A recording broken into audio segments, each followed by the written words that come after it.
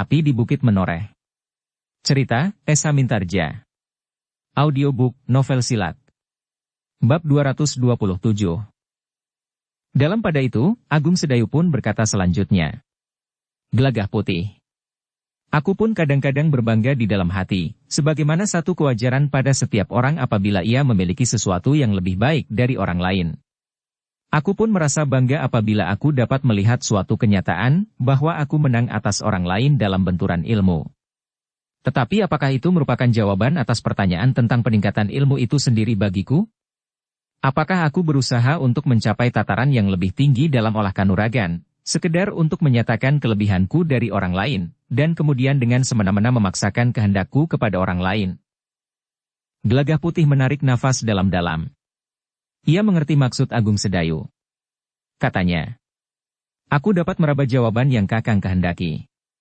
Kakang ingin selalu mengingatkan, agar peningkatan ilmu itu selalu disertai kesadaran, bahwa kemampuan ilmu itu harus diamalkan untuk tujuan yang baik. Baik dalam pengertian bebrayan agung. Bukan baik bagi diri sendiri. Sebenarnya lah, bahwa ada batasan-batasan yang meskipun bukan batas mati, namun berlaku bagi bebrayan dan hubungan dengan masa abadi kelak. Agung Sedayu tersenyum. Katanya, kau adalah seorang anak muda yang memiliki ketangkasan berpikir. Sebagian besar dari yang kau katakan, memang yang aku maksud. Apakah ada sebagian kecil yang berbeda dengan maksud, Kakang? Agung Sedayu tersenyum. Katanya, dalam hubungan dengan bebrayan agung kau benar, Gelagah Putih. Ada batasan-batasan mengenai kebenaran, tetapi batas-batas itu bukannya batas mati. Tetapi yang baik dalam hubungan manusia dengan Tuhannya, adalah baik dalam pengertian mutlak. Yang baik adalah baik, dan yang buruk adalah buruk. Gelagah Putih mengerutkan keningnya. Dengan ragu-ragu ia bertanya. Jadi, bagaimana bagi yang buruk? Apakah ia harus kehilangan harapan untuk dapat bergeser ke daerah yang baik? Bukan maksudku berbicara tentang batas baik dan buruk. Tetapi setidak-tidaknya menurut pendapatku, yang baik adalah baik dan yang buruk adalah buruk. Tetapi jika yang kau maksud, bahwa seseorang yang terperosok ke dalam kesalahan, maka baginya pintu akan tetap terbuka untuk menggeser diri ke dalam lingkungan yang terang, apabila ia telah bertobat. Aku pernah mengatakan, bertobat bukan sekedar mengakui kesalahan. Tetapi berjanji kepada diri sendiri, untuk tidak mengulanginya. Itu bukan berarti bahwa yang pernah dilakukan itu berubah menjadi cemerlang. Tetapi yang buruk itu tetap buruk. Namun yang buruk itu telah diampuni. Gelagah Putih menarik nafas dalam-dalam. Beberapa kali ia terlibat dalam pembicaraan yang membuat keningnya berkerut-merut. Namun dalam pada itu, Agung Sedayu berkata, jangan terlalu kau pikirkan. Jika kau tahu bahwa ilmu itu harus kau amalkan, maka kau mempunyai landasan yang kuat. Gelagah Putih mengangguk-angguk, sementara Agung Sedayu berkata selanjutnya. Mudahnya, kau harus berbuat baik dengan ilmu itu. Karena sebenarnya lah, bahwa kemampuan dalam olah kanuragan bukannya alat yang paling baik untuk memecahkan persoalan yang dapat timbul di antara sesama. Tetapi justru alat yang paling buruk. Aku mengerti, Kakang, desis Gelagah Putih. Tetapi Agung Sedayu pun mengerti, bahwa pada dada anak muda itu, masih saja bergolak keinginannya untuk meningkatkan ilmu secepat dapat dilakukan. Meskipun demikian, ia harus menahan hati. Apalagi ketika Agung Sedayu berkata, kau masih harus beristirahat untuk 1-2 hari, agar keadaanmu dapat pulih kembali. Gelagah Putih menarik nafas dalam. Itu adalah satu isyarat, bahwa latihan-latihan berikutnya harus dimulai paling cepat 2 hari lagi. Setelah keadaan tubuhnya dianggap sudah menjadi baik. Aku sekarang sudah baik, berkata Gelagah Putih di dalam hatinya. Tetapi setiap orang mengatakan, aku masih lemah dan pucat. Mereka tidak merasakan, tetapi seakan-akan mereka lebih tahu dari aku sendiri. Namun demikian, ia harus mengikuti petunjuk Agung Sedayu, karena Agung Sedayulah yang kemudian akan menuntunnya seperti yang telah dilakukannya. Dalam pada itu, Ki Widura yang hilir mudik dari Banyu Asri ke Jati Anom, karena jaraknya memang tidak begitu jauh, masih juga menasehati agar Gelagah Putih lebih banyak berada di pembaringannya. Kepala rasa-rasanya bertambah pening jika aku terlalu lama di pembaringan, Ayah, berkata Gelagah Putih. Tetapi jangan terlalu banyak berbuat sesuatu. Kau benar-benar harus beristirahat. Untunglah bahwa benturan pada kepalamu itu tidak menumbuhkan cedera, berkata Ki Widura kemudian. Menurut Kiai Gringsing, jika aku tidak merasa sangat pening dan muntah-muntah, maka keadaannya tidak berbahaya, jawab Gelagah Putih. Tetapi jika yang tidak berbahaya itu kau abaikan, maka akhirnya akan dapat benar-benar menjadi berbahaya, jawab ayahnya. Gelagah Putih tidak menjawab. Apalagi ketika Agung Sedayu mendesaknya pula. Sementara itu, Kiai Gringsing masih harus berjuang untuk menyelamatkan Sabung Sari. Ketika sehari kemudian, prajurit muda itu sudah dapat tidur nyenyak, dan mulutnya sudah mulai mencicipi bubur cair, maka Kiai Gringsing menjadi lebih tenang. Sambil berdoa di dalam hati, ia telah memberikan obat-obat yang paling baik yang dimilikinya, dengan teliti dan hati-hati. Semakin lama ia semakin yakin, bahwa yang dilakukan itu agaknya sudah benar. Obat yang dipergunakan agaknya sesuai dengan Sabung Sari, sehingga penderitaannya pun nampak menjadi semakin ringan. Untara yang semula merasa sangat cemas, dan kadang-kadang masih juga dihinggapi keraguan-raguan, menjadi yakin pula, bahwa Sabung Sari akan dapat disembuhkan. Demikianlah, maka untuk beberapa hari, Kiai Gringsing, Agung Sedayu dan Gelagah Putih berada di rumah Untara. Dengan demikian, maka mulailah timbul kejemuan Gelagah Putih, karena di rumah itu ia masih saja dianggap sebagai seorang kanak-kanak. Istri Untara terlalu baik kepadanya. Bahkan kadang-kadang istri Untara masih juga bertanya kepadanya. Gelagah Putih, untuk nanti siang, aku akan membuat asam-asam kacang panjang. Apakah kau mempunyai pilihan lain? Jika kau ingin aku membuat yang lain, katakan. Gelagah Putih kadang-kadang merasa jengkel jika ia diperlakukan seperti kanak-kanak. Tetapi ia mengerti bahwa istri kakak sepupunya itu bermaksud baik sekali.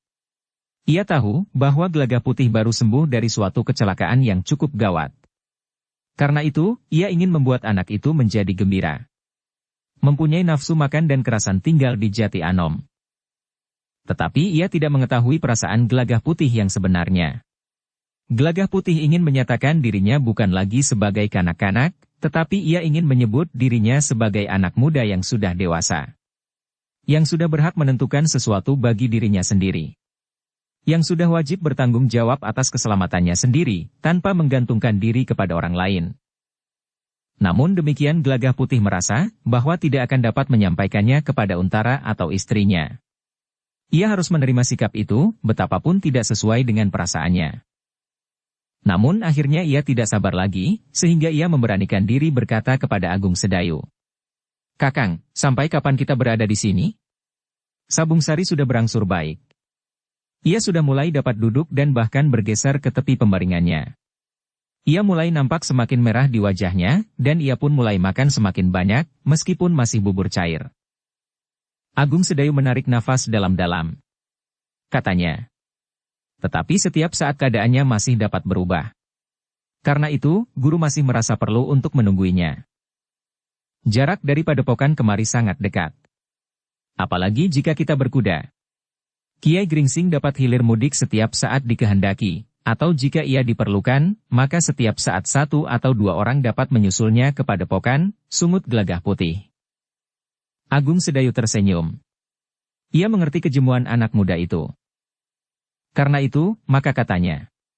Baiklah. Aku akan mencoba menyampaikannya kepada guru. Kapan, desak Gelagah Putih. Kapan saja ada kesempatan yang baik. Sebulan atau 3 bulan? Agung Sedayu tertawa. Katanya. Jangan terlalu mudah kecewa. Kau harus melatih kesabaran.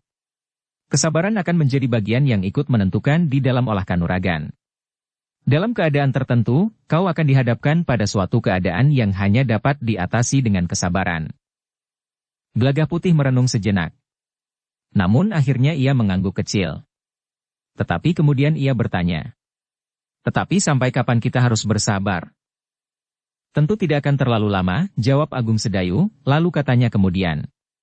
Namun Gelagah Putih, kesabaran itu mengandung banyak segi kebaikannya. Orang yang sabar, biasanya tabah menghadapi sesuatu. Biasanya tekun pula dan tidak cepat putus asa. Orang yang sabar akan disukai oleh kawan-kawannya, karena ia tidak cepat menjadi marah. Gelagah Putih tidak menjawab.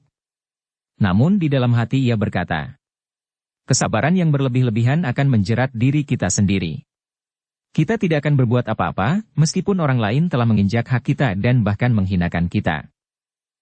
Meskipun hal itu tidak dikatakannya, namun seolah-olah Agung Sedayu dapat mendengarnya dengan telinga hatinya. Maka katanya kemudian, Gelagah Putih. Ada perbedaan antara kesabaran dan kelemahan. Dan yang kita bicarakan adalah kesabaran. Ya, Kakang, dengan serta-merta Gelagah Putih menjawab. Agung Sedayu menarik nafas. Tetapi ia pun kemudian berkata, Kawanilah Sabung Sari.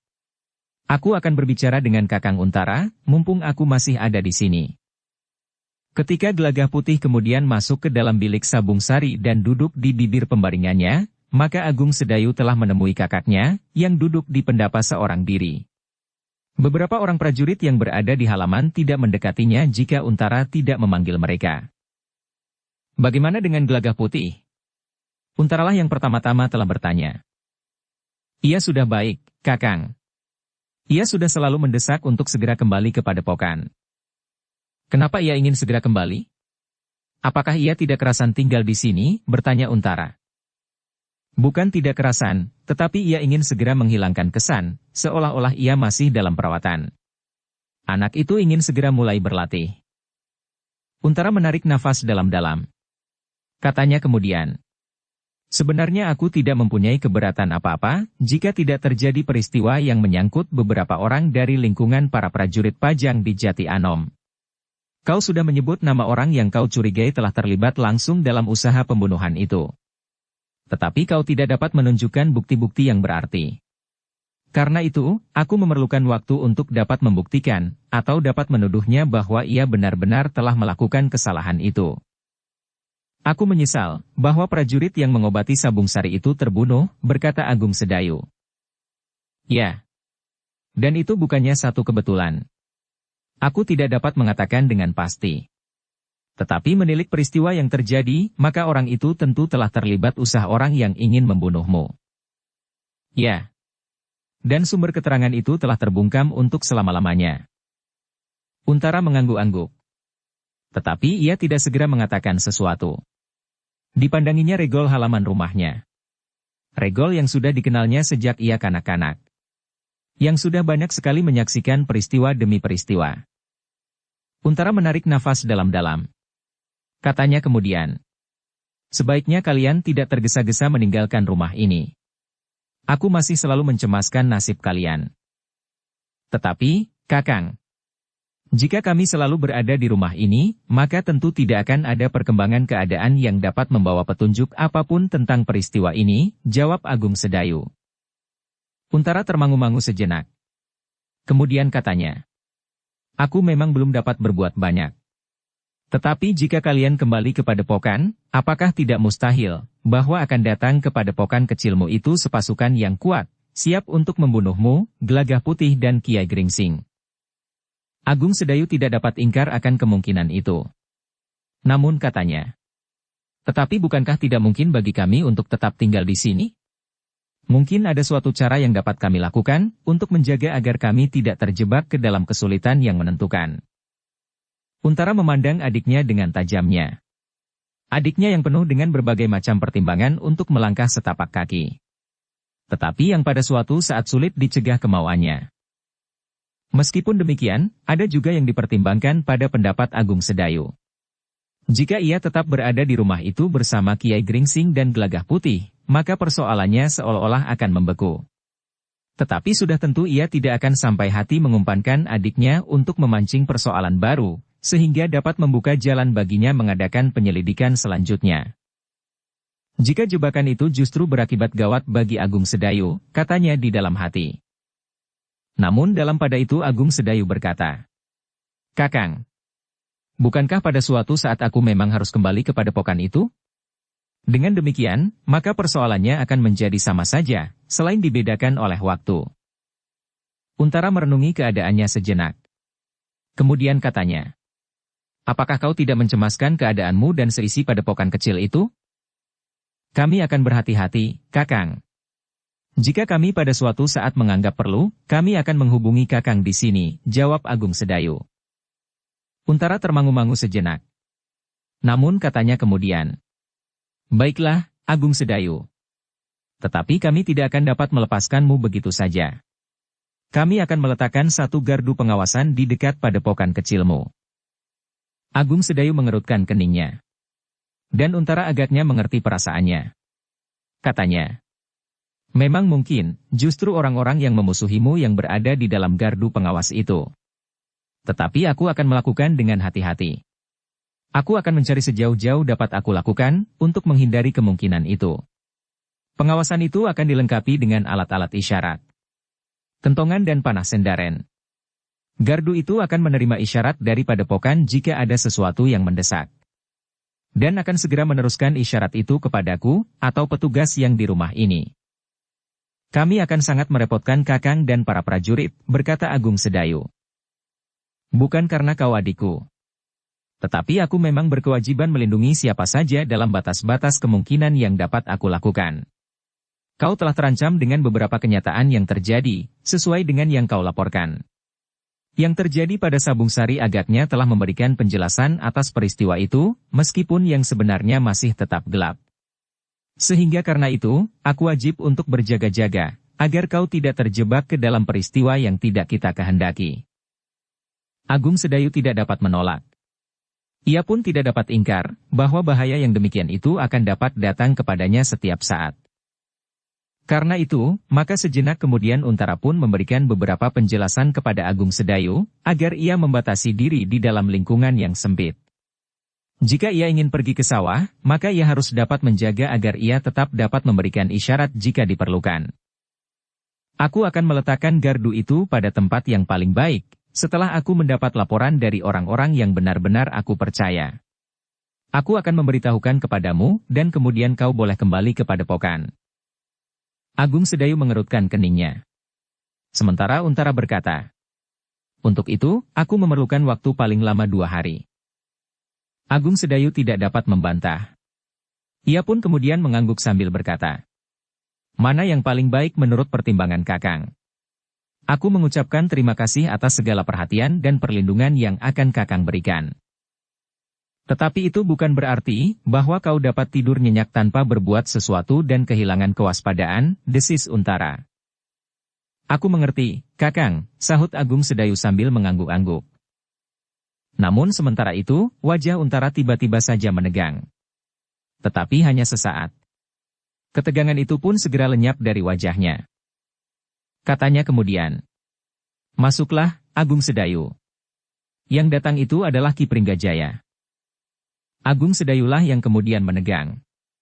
Tetapi seperti yang diperintahkan oleh kakaknya, maka ia pun segera masuk ke ruang dalam. Namun dari ruang dalam, ia turun lewat longkangan dan ruang belakang gandok rumahnya memasuki bilik Sabung Sari. Ada semacam isyarat di dalam hatinya, bahwa ia harus menunggui prajurit muda yang sakit itu. Ia menarik nafas dalam-dalam, ketika melihat Kiai Gringsing dan Gelagah Putih telah ada di dalam bilik itu pula. Dengan hati-hati ia berdesis. Ki Pringgajaya datang menghadap Kakang Untara. "Hei!"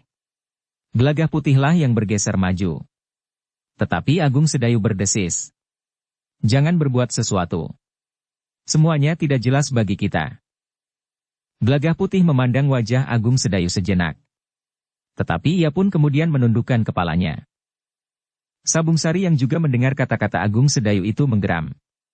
Katanya, "Ia masih berani datang menghadap Ki Untara?" Agung Sedayu termangu-mangu. Ia melihat seleret kebencian di sorot mata Sabung Sari. Namun yang menjawab kemudian adalah Kiai Gringsing. "Kita harus menahan diri, Sabung Sari.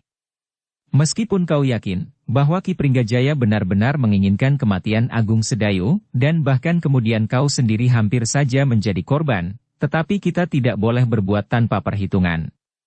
Dengan demikian, kita justru akan kehilangan kesempatan untuk mengetahui keadaan yang sebenarnya."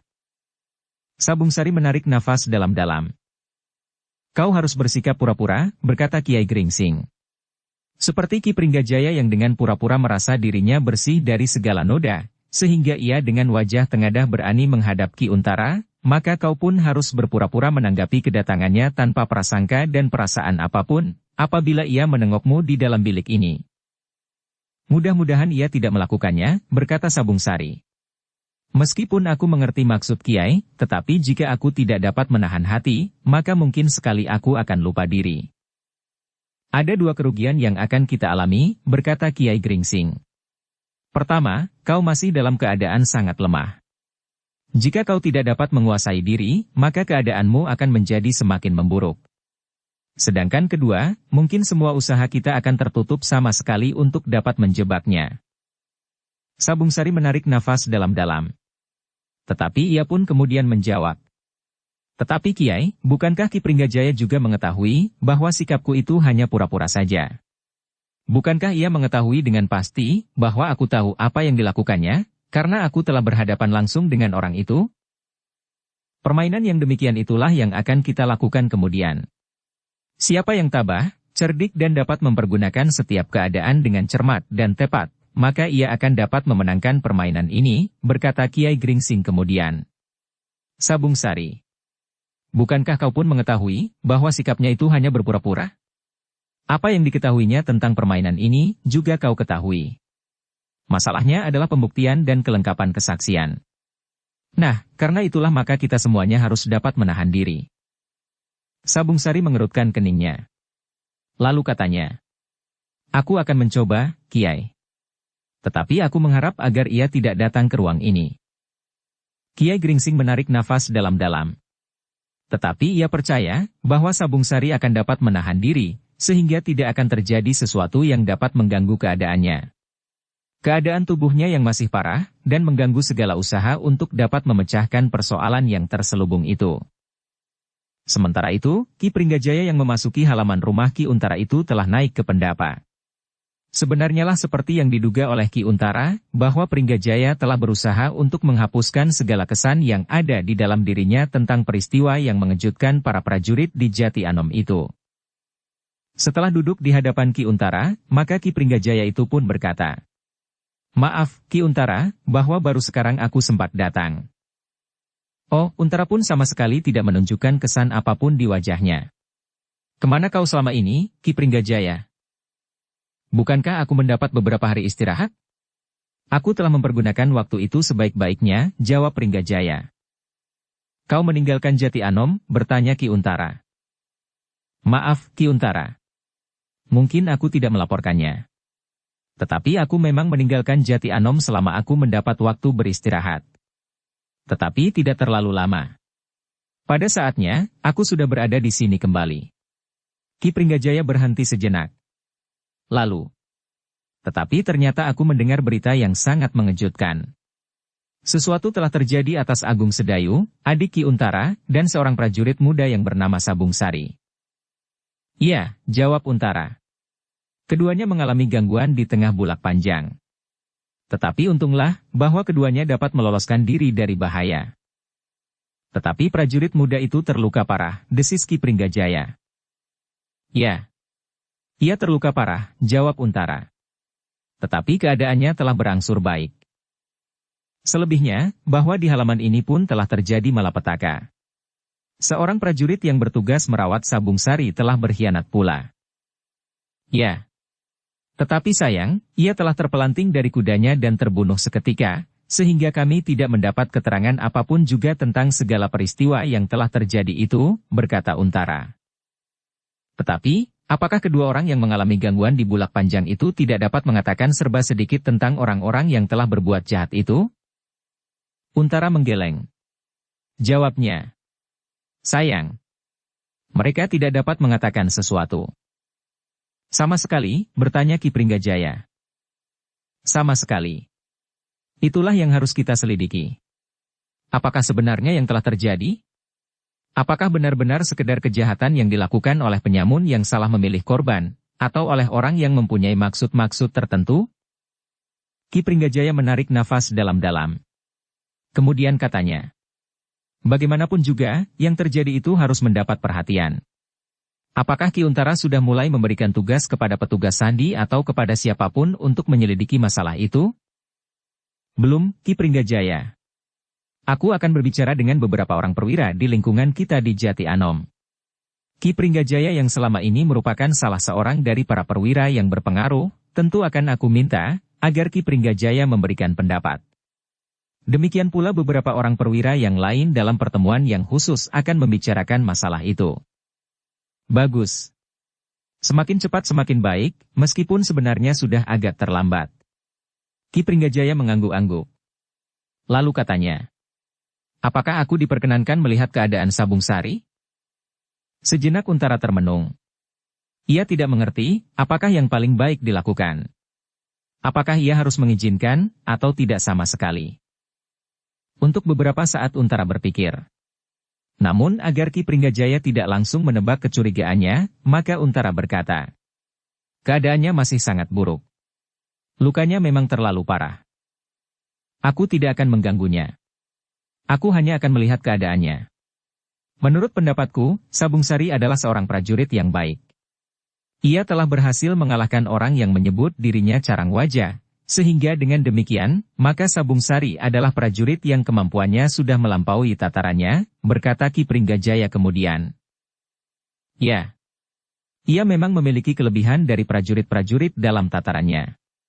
Bahkan beberapa orang perwira di dalam lingkungan keprajuritan Pajang di Jati Anom, termasuk aku sendiri, harus mengakui kelebihannya, sahut Untara. Ki Pringgajaya menarik nafas dalam-dalam. Meskipun demikian, ia memang harus mempertimbangkan keterangan Untara itu. Agaknya Sabung Sari memang seorang prajurit yang memiliki kelebihan. Tetapi, apakah Sabung Sari benar-benar melampaui setiap orang di lingkungan keprajuritan Pajang di Jati Anom? Pertanyaan itulah yang kemudian timbul di dalam hatinya.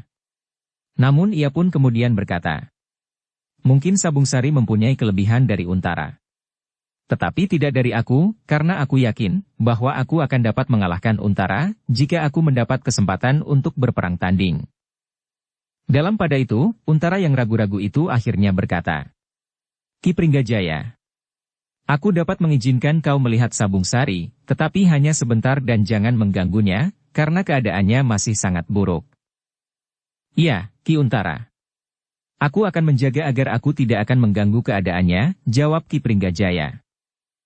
Untara pun kemudian bangkit dan diikuti oleh Ki Pringgajaya pergi ke bilik Sabung Sari yang terluka. Ketika mereka memasuki bilik itu, Ki Pringgajaya tertegun sejenak, karena di dalam bilik itu terdapat Agung Sedayu, Gelagah Putih dan Kiai Gringsing. Oh, desis Ki Pringgajaya. Ada beberapa orang yang menungguinya. Ya, sahut Untara. Kiai Gringsing adalah seorang tabib yang aku serahi untuk mengobati Sabung Sari, sepeninggal prajurit yang berkhianat itu.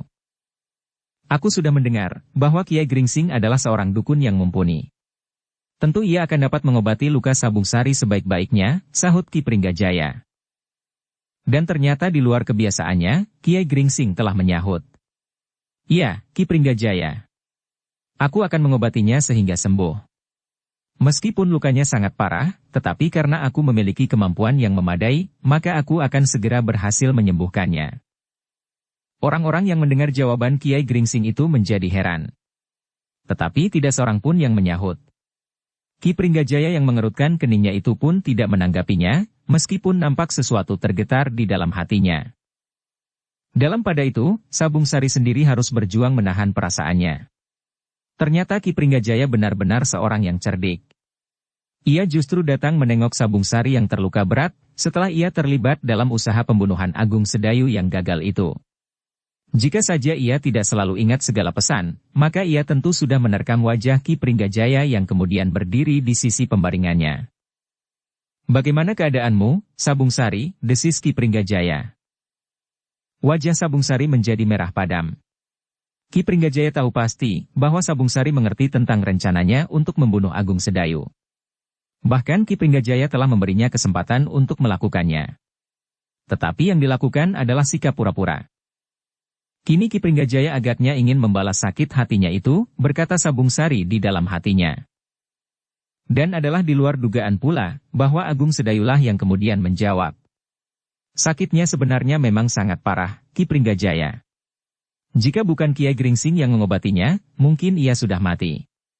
Prajurit yang ditugaskan untuk merawatnya itu pun tidak mampu melakukannya, sehingga ia lebih senang untuk membunuh diri dengan melemparkan dirinya dari punggung kuda. Ki Pringgajaya mengerutkan keningnya. Keterangan Agung Sedayu itu memang tidak masuk akal. Tetapi nampaknya Agung Sedayu ingin mengatakan bahwa telah terjadi satu kelainan sikap dari prajurit yang merawat Sabung Sari. Sejenak Ki Pringgajaya termangu-mangu. Namun ia pun kemudian tersenyum sambil berkata, "Mudah-mudahan kau lekas sembuh, Sabung Sari. Kau akan segera ikut mencari siapakah yang telah melakukan kejahatan yang licik itu." Untara menjadi berdebar-debar. Jika Sabung Sari dan Agung Sedayu tidak dapat menahan diri, maka persoalannya akan dapat tumbuh dengan cepat dan gawat, sehingga ia harus melakukan satu sikap yang cepat untuk mengatasi keadaan. Untunglah Sabung Sari masih dapat berpikir, meskipun tubuhnya masih belum sembuh. Sikap Kiai Gringsing dan Agung Sedayu telah membuka hatinya pula.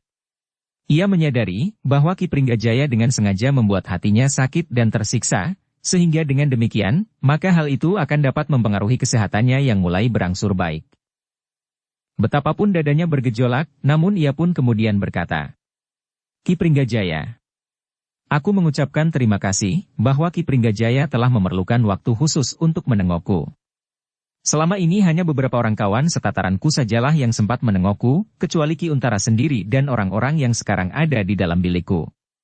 Dengan demikian, aku dapat mengerti betapa tinggi budi Ki Pringgajaya, karena aku hanyalah seorang prajurit pada tataran yang terendah." Semburat merah membayang di wajah Ki Pringgajaya. Namun segera lenyap dan justru senyumnya lah yang tergores di bibirnya. Katanya lembut, "Jarang ada orang yang memujiku. Sekarang seorang pahlawan muda inilah yang mengucapkannya." Sabung Sari memaksa bibirnya untuk tersenyum. Ketika ia sempat berpaling kepada Kiai Gringsing, maka dilihatnya orang tua itu tersenyum pula. "Ki Pringgajaya," berkata Sabung Sari, "aku sama sekali tidak bermaksud memuji. Tetapi aku benar-benar merasa terharu atas kesediaan Ki Pringgajaya untuk menengokku." Ki Pringgajaya mengumpat di dalam hatinya.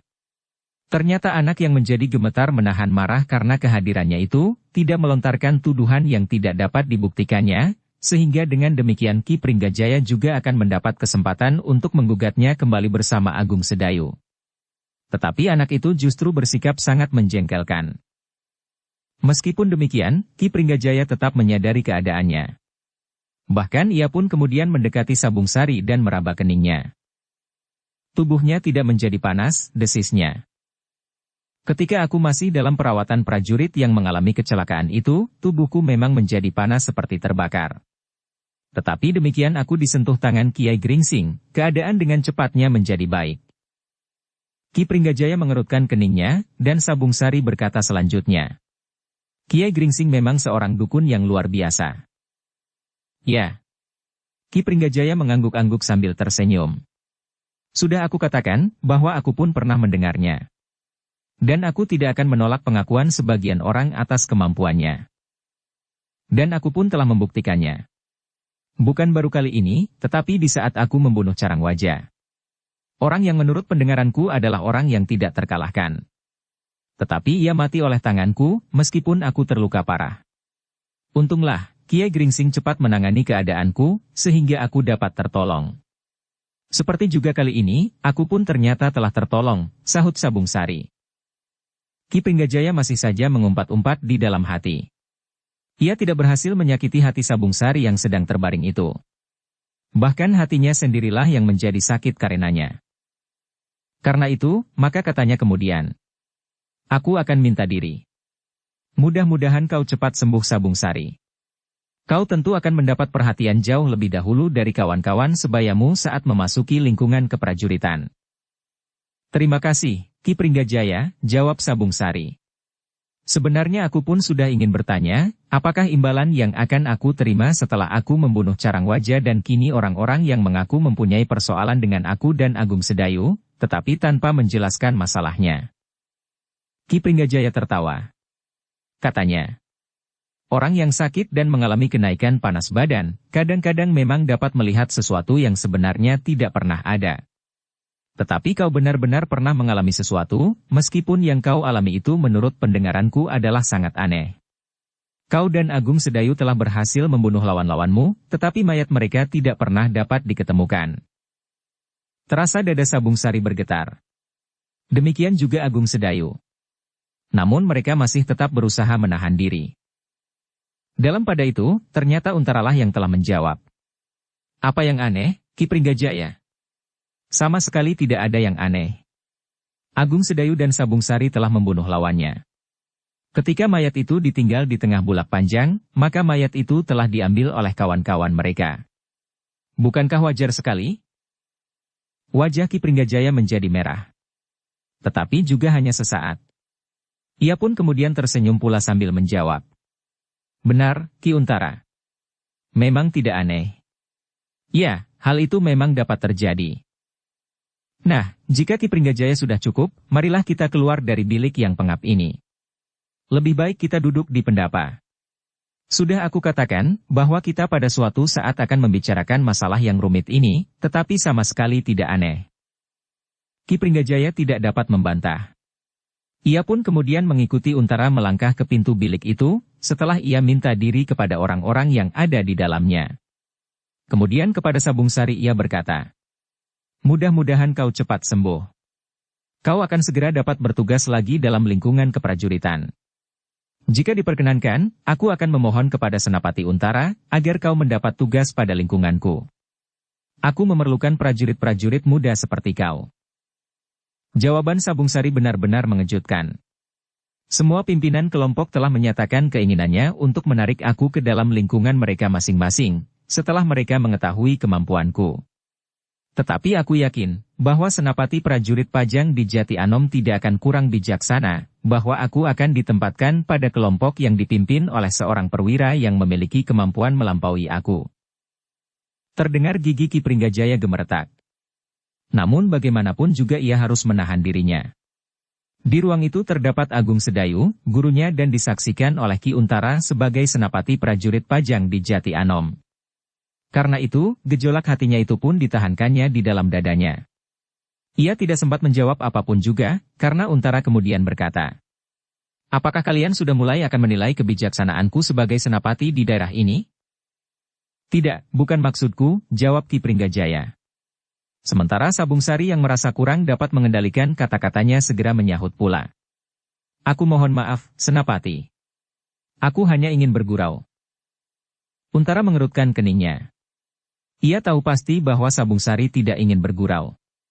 Bahkan menurut penilaiannya, yang dikatakan oleh Sabung Sari itu adalah gejolak perasaannya, sehingga dengan tidak langsung ia sudah menilai kemampuannya dengan kemampuan Ki Pringgajaya. Malahan kata-kata Sabung Sari itu dapat diartikan sebagai suatu tantangan terhadap Ki Pringgajaya, yang telah berbuat licik terhadap Agung Sedayu. Tetapi Untara tidak memberi kesempatan mereka berbantah lebih lama lagi. Sekali lagi ia berkata, marilah, Ki Pringgajaya. Dan Ki Pringgajaya yang sudah berdiri di pintu itu pun melanjutkan langkahnya, menuruni longkangan dan kemudian naik ke pendapa. Namun betapapun juga, terasa hati Ki Pringgajaya bagaikan membara mendengar kata-kata Sabung Sari yang baru mulai sembuh itu. Untuk beberapa saat kemudian Ki Pringgajaya duduk di pendapa. Tetapi terasa dadanya bagaikan bergejolak. Ia bukan seorang yang tidak memiliki perasaan sama sekali, sehingga dengan demikian, ia pun mengerti bahwa Sabung Sari telah menantangnya. Ia mengerti bahwa Sabung Sari menganggap bahwa kemampuannya tidak akan dapat mengimbangi kemampuan anak muda yang terluka itu. Anak itu memang harus dibunuh, geram Ki Pringgajaya. Mendengar kata-kata Sabung Sari yang baru mulai sembuh itu. Namun itu pun kemudian harus mendengarkan pendapat Untara tentang peristiwa yang telah terjadi di bulak itu. Bahwa ia akan memanggil beberapa orang perwira untuk menilai keadaan. Terasa gejolak hati Ki Pringgajaya menjadi semakin pepat. Ia sadar bahwa Untara tentu sudah mendengar pengaduan Agung Sedayu dan terutama Sabung Sari tentang dirinya. Ia mengerti bahwa Ki Untara pun pernah mendengar namanya disebut-sebut. Tetapi hanya karena tidak seorang pun yang memberikan bukti keterlibatannya, ataupun saksi yang meyakinkan, maka Ki Untara tidak akan dapat menuduhnya dengan serta-merta. Ki Pringgajaya, berkata Untara kemudian. Peristiwa itu memang sangat menarik perhatian, ternyata selain mereka yang terbunuh itu tentu ada orang lain yang segera datang ke bekas arena pertempuran itu. Orang-orang itulah yang kemudian mengambil mayat yang disembunyikan itu. Tetapi, apakah maksud mereka? Bertanya Ki Pringgajaya. Seandainya mayat itu dibiarkan saja, maka mayat itu tidak akan dapat mengucapkan kesaksian apapun juga. Mayat itu akan tetap beku dan tidak akan dapat memberikan jalan keluar. Tetapi bagaimanakah kiranya jika tiba-tiba sengaja atau tidak sengaja, ada pihak yang dapat mengenali mereka? Agaknya orang-orang yang bersangkutan itu telah berusaha untuk menghapus jejak sama sekali. Jika ada orang yang dapat mengenal mayat-mayat itu, maka akan dapat dilakukan pengusutan. Meskipun seandainya orang-orang itu datang dari daerah yang jauh, maka kekuasaan Pajang akan dapat mempergunakan prajuritnya yang tersebar untuk menyelidiki keadaan itu, jawab Untara. Ki Pringgajaya menjadi gelisah. Tetapi ia tidak segera minta diri. Justru ia ingin mendengar rencana Untara selanjutnya, meskipun ia pun mengerti bahwa yang dikatakan Untara kepadanya tentu sudah diperhitungkan masak-masak, sesuai dengan persoalan yang sudah didengarnya sebelumnya. Ki Untara, berkata Pringgajaya kemudian. Apakah ada perintah khusus bagiku dalam hubungan dengan persoalan ini? Belum, Ki Pringgajaya. Aku belum dapat memberikan perintah khusus kepada siapapun juga, kecuali secara umum aku minta kepada setiap prajurit untuk membantu memecahkan persoalan ini. Setiap keterangan yang didengar oleh setiap prajurit, harus disampaikan langsung kepadaku, siapapun mereka itu. Dari perwira di tataran tertinggi di daerah ini sampai prajurit di tataran terendah, setingkat dengan tataran Sabung Sari yang terluka itu. Baiklah, Ki Untara, jawab Pringgajaya. Yang terjadi ini adalah satu tantangan bagi prajurit Pajang di Jati Anom. Memang setiap prajurit merasa wajib untuk ikut serta mencari keterangan, meskipun mungkin yang terjadi itu adalah masalah pribadi dari prajurit muda yang terluka itu, atau persoalan pribadi dari Agung Sedayu. Mungkin sekali, jawab Untara. Mungkin persoalannya memang dapat dibatasi pada masalah pribadi dari Sabung Sari atau Agung Sedayu. Tetapi seandainya persoalan itu persoalan pribadi, tetapi terjadi di daerah ini dan sudah mengancam jiwa seseorang, bukankah juga menjadi kewajiban kita untuk ikut mempersoalkannya? Ya. Memang demikian, Ki Untara. Kita harus menyelidiki masalah sampai tuntas. Kita juga harus melihat kemungkinan yang paling pahit dari peristiwa ini, berkata Ki Pringgajaya. Maksudmu, bertanya Untara. Persoalannya dapat saja terjadi, beberapa orang jahat ingin membunuh Sabung Sari dan Agung Sedayu. Tetapi mereka gagal, sehingga justru mereka yang terbunuh. Tetapi dapat juga sebaliknya, bahwa Sabung Sari ingin membunuh lawannya, entah dalam hubungan apa, sementara ia melibatkan Agung Sedayu ke dalamnya. Bahkan mungkin yang lebih buruk lagi bagi Senapati, bahwa Agung Sedayulah yang dengan perhitungan yang masak telah membunuh seseorang atau lebih dan menyembunyikan mayat mereka dengan sengaja. Jika demikian, bagaimana kiranya jika mereka diam saja dan tidak menyatakannya kepadaku, bertanya Untara. Seandainya Sabung Sari tidak terluka, aku kira memang demikian. Mereka tidak akan menyampaikan apapun juga kepada Ki Untara. Tetapi karena Sabung Sari terluka, maka ia harus berbicara tentang lukanya itu dengan cara apapun juga. Tiba-tiba saja Untara mengangguk-angguk sambil berkata penuh minat. Mungkin, Ki Pringgajaya. Mungkin sekali. Mungkin anak-anak itu dengan sengaja ingin melemparkan kesalahan dari peristiwa ini kepada orang lain. Ya. Segalanya harus dipertimbangkan baik-baik, berkata Pringgajaya. Segala kemungkinan memang dapat terjadi. Yang putih dapat dianggap hitam dan yang hitam dapat dianggap putih. Ya. Aku mengerti maksudmu, desis Untara. Karena itu, maka sebaiknya kita melihat segenap segi dari peristiwa ini, berkata Ki Pringgajaya selanjutnya. Baiklah, sahut Untara. Lakukanlah yang dapat kau lakukan, di samping tugasmu sendiri. Aku menunggu setiap laporan dari siapapun juga. Mungkin ada beberapa keterangan yang bertentangan. Tetapi dengan demikian segala bahan aku perlukan. Ki Pringgajaya pun kemudian minta diri, sambil berkata. Aku bersedia melakukan apa saja. Juga seandainya Ki Untara mempunyai perintah khusus dalam hubungan dengan peristiwa ini. Aku akan memikirkannya, berkata Untara kemudian. Ki Pringgajaya pun kemudian meninggalkan pendapa, sementara Untara menggeram di dalam hatinya. Ia memang licik sekali. Tetapi Untara pun menyadari bahwa dengan demikian ia memang harus sangat berhati-hati menghadapi Ki Pringgajaya yang cerdik itu. Sepeninggal Ki Pringgajaya, Untara masih merenung beberapa saat. Agaknya Ki Pringgajaya ingin memberikan kesan yang lain tentang peristiwa itu, sehingga jika namanya disebut-sebut oleh Agung Sedayu atau Sabung Sari, maka itu adalah karena anak-anak muda itu ingin melontarkan persoalan yang melibat mereka itu kepada orang lain. Meskipun menurut hati kecilnya Untara lebih percaya kepada Agung Sedayu dan Sabung Sari, namun ia memang harus berhati-hati.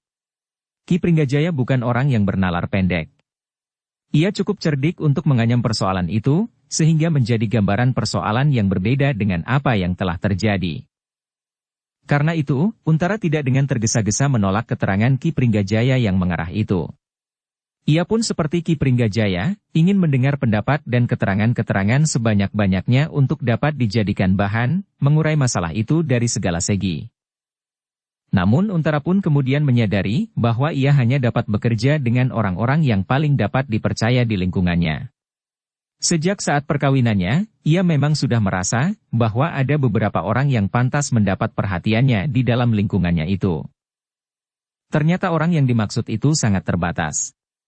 Jika ia salah memilih orang, maka rencananya itu pun akan menjadi pecah tanpa menghasilkan apapun juga. Bahkan mungkin akan mempunyai akibat yang sangat buruk bagi adiknya dan prajurit muda yang terluka itu. Demikianlah, pada saat-saat terakhir, setelah Untara mematangkan rencananya di dalam hatinya, maka ia pun menemui Kiai Gringsing dan Agung Sedayu. Bagaimanapun juga, ia percaya kepada adiknya, karena ia mengetahui sifat-sifatnya. Sejak kanak-kanak Agung Sedayu telah mencoba untuk menghindarkan diri dari perbuatan dusta. Jika sekali-sekali Agung Sedayu terpaksa membela diri dalam ketakutan di masa kanak-kanaknya dengan mengingkari kesalahannya, maka Untara segera mengetahui bahwa ia telah berbohong. Meskipun ada perkembangan sifat dan watak Agung Sedayu yang tidak lagi dibayangi oleh ketakutan, tetapi Untara masih yakin bahwa adiknya masih tetap dapat dipercaya, meskipun bukan berarti bahwa Agung Sedayu tidak dapat menyimpan rahasia. Kiai, berkata Untara kemudian, kita memang harus berbuat sesuatu. Aku kira usaha yang dilakukan oleh seseorang untuk mencelakai Agung Sedayu itu tidak akan berhenti sampai kematian ketiga orang yang mayatnya tidak dapat diketemukan itu. Ya, Nger. Aku kira memang demikian, jawab Kiai Gringsing. Seperti yang telah terjadi, maka dendam itu bagaikan mengikuti Agung Sedayu, kemana ia pergi. Karena itu, Kiai, aku mohon Kiai dapat membantu aku. Aku akan bekerja sama dengan orang-orang yang memang dapat aku percaya. Sementara aku ingin memancing orang-orang yang terutama dari lingkungan prajurit Pajang di Jati Anom untuk berbuat sesuatu. Dalam perkembangan terakhir, menurut cerita Agung Sedayu dan Sabung Sari, maka Sabung Sarilah yang dianggap orang paling berbahaya saat ini bagi mereka. Karena itu, biarlah kita mengumpankannya. Kiai Gringsing mengerutkan keningnya. Dengan ragu-ragu ia bertanya, apakah kita akan mengorbankannya? Tentu tidak, Kiai. Kita harus melindunginya, berkata Untara dengan serta-merta. Karena itu, kita harus merencanakannya dengan penuh tanggung jawab. Jika terjadi sesuatu atas anak itu, maka kitalah yang bersalah. Kiai Gringsing mengangguk-angguk. Ketika ia berpaling kepada Agung Sedayu, maka dilihatnya anak muda itu menjadi tegang. Dengan penuh tanggung jawab. Jika terjadi sesuatu atas anak itu, maka kitalah yang bersalah. Kiai, berkata Untara kemudian. Aku ingin mempersilahkan Kiai membawa Sabung Sari ke padepokan kecil itu. Kiai Gringsing menarik nafas dalam-dalam. Namun segera ia mengerti maksud Untara. Karena itu, maka katanya. Jika itu yang sebaiknya kita lakukan, aku pun tidak berkeberatan. Aku akan meletakkan orang-orangku dalam tugas sandi di sekitar padepokan kecil itu. Sementara aku pun akan membuat tempat yang dapat melakukan pengawasan langsung, dalam gelar keprajuritan seperti yang pernah aku katakan kepada Agung Sedayu. Kiai Gringsing mengangguk-angguk. Ia pun mengerti, bahwa dengan demikian maka perhatian orang-orang yang bermaksud jahat terhadap isi padepokan itu pun akan tertuang kepada sekelompok pengawasan, yang nampak dalam wujud mereka sebagai prajurit, sementara pengawasan yang sebenarnya akan dilakukan oleh petugas-petugas sandi khusus, yang oleh para prajurit Pajang sendiri tidak banyak dikenal. Namun yang akan mereka lakukan memang tidak hanya semudah yang mereka bicarakan. Untara pun mengerti kesulitan-kesulitan yang bakal tumbuh dengan rencananya. Karena itu, maka Untara pun telah membicarakannya dengan Kiai Gringsing, segala kemungkinan yang dapat terjadi dengan bersungguh-sungguh. Kadang-kadang mereka menemukan satu cara, tetapi kadang-kadang mereka harus merubahnya, karena ada kemungkinan lain yang lebih baik. Akhirnya mereka menemukan juga kemungkinan terbaik yang dapat mereka lakukan. Mereka akan bertanggung jawab jika terjadi sesuatu atas Sabung Sari, yang akan mereka jadikan umpan untuk menjebak orang-orang yang mereka anggap telah terlibat dalam usaha-usaha yang bukan saja sekedar dendam pribadi, tetapi akan menyangkut masalah yang lebih luas lagi bagi Pajang dalam keseluruhan. Demikianlah, maka Untara dan Kiai Gringsing pun mulai mempersiapkan diri dengan kewajiban mereka masing-masing. Tugas Kiai Gringsing adalah membawa Sabung Sari ke Padepokan dengan alasan mempermudah perawatan, sementara Untara mempunyai tugas yang cukup berat dalam hubungan yang luas. Atas persetujuan Untara, maka Sabung Sari pun wajib mengerti rencana itu, karena ia bukan lagi seorang anak muda yang hanya hanyut dalam arus perasaan. Sabung Sari yang mengalami berbagai masalah dan perkembangan jiwa itu telah tumbuh semakin dewasa menanggapi keadaan. Kau harus tetap seorang yang sakit parah, berkata Kiai Gringsing. Meskipun kau berangsur baik, tetapi kau harus tetap dalam keadaan yang nampaknya sangat buruk. Sabung Sari termenung sejenak. Namun ia pun kemudian mengangguk-angguk. Ia mengerti maksud Kiai Gringsing. Orang di luar Padepokan, bahkan para cantrik yang tidak mengerti seluk-beluk dari persoalan ini, harus tetap menganggap bahwa kau masih memerlukan perawatan yang sungguh-sungguh. Dengan demikian, maka orang-orang yang bermaksud buruk terhadapmu, tetap menganggap bahwa kau masih sangat lemah dan tidak dapat berbuat apa-apa. Apakah sebenarnya aku sudah boleh berbuat sesuatu? Bertanya Sabung Sari. Sekarang tidak, jawab Kiai Gringsing. Sekarang kau masih belum boleh banyak bergerak. Tetapi setiap hari keadaanmu berangsur baik. Namun kau tidak boleh memberikan kesan demikian. Sabung Sari mengangguk-angguk. Jawabnya. Baik, Kiai. Aku akan mencoba melakukannya. Mudah-mudahan dengan demikian akan terbuka jalan untuk mengetahui keadaan yang sebenarnya. Demikianlah, maka pada hari yang sudah ditentukan, Untara telah menyediakan sebuah pedati untuk membawa Sabung Sari, yang sakit parah itu, ke Padepokan kecil yang dihuni oleh Kiai Gringsing dan Agung Sedayu. Kepada setiap orang Untara mengatakan, bahwa atas permintaan Kiai Gringsing, Sabung Sari telah dibawa ke padepokannya, agar ia dapat merawatnya dengan baik. Tetapi aku tidak sampai hati melepaskannya tanpa pengawasan, berkata Untara kepada para perwira yang berkumpul pada saat-saat tertentu di pendapa rumahnya. Aku akan menempatkan sebuah gardu perondaan di padukuhan terdekat. Aku akan menempatkan setiap malam 3 orang prajurit, yang akan dapat membantu mengawasi keadaan padepokan itu.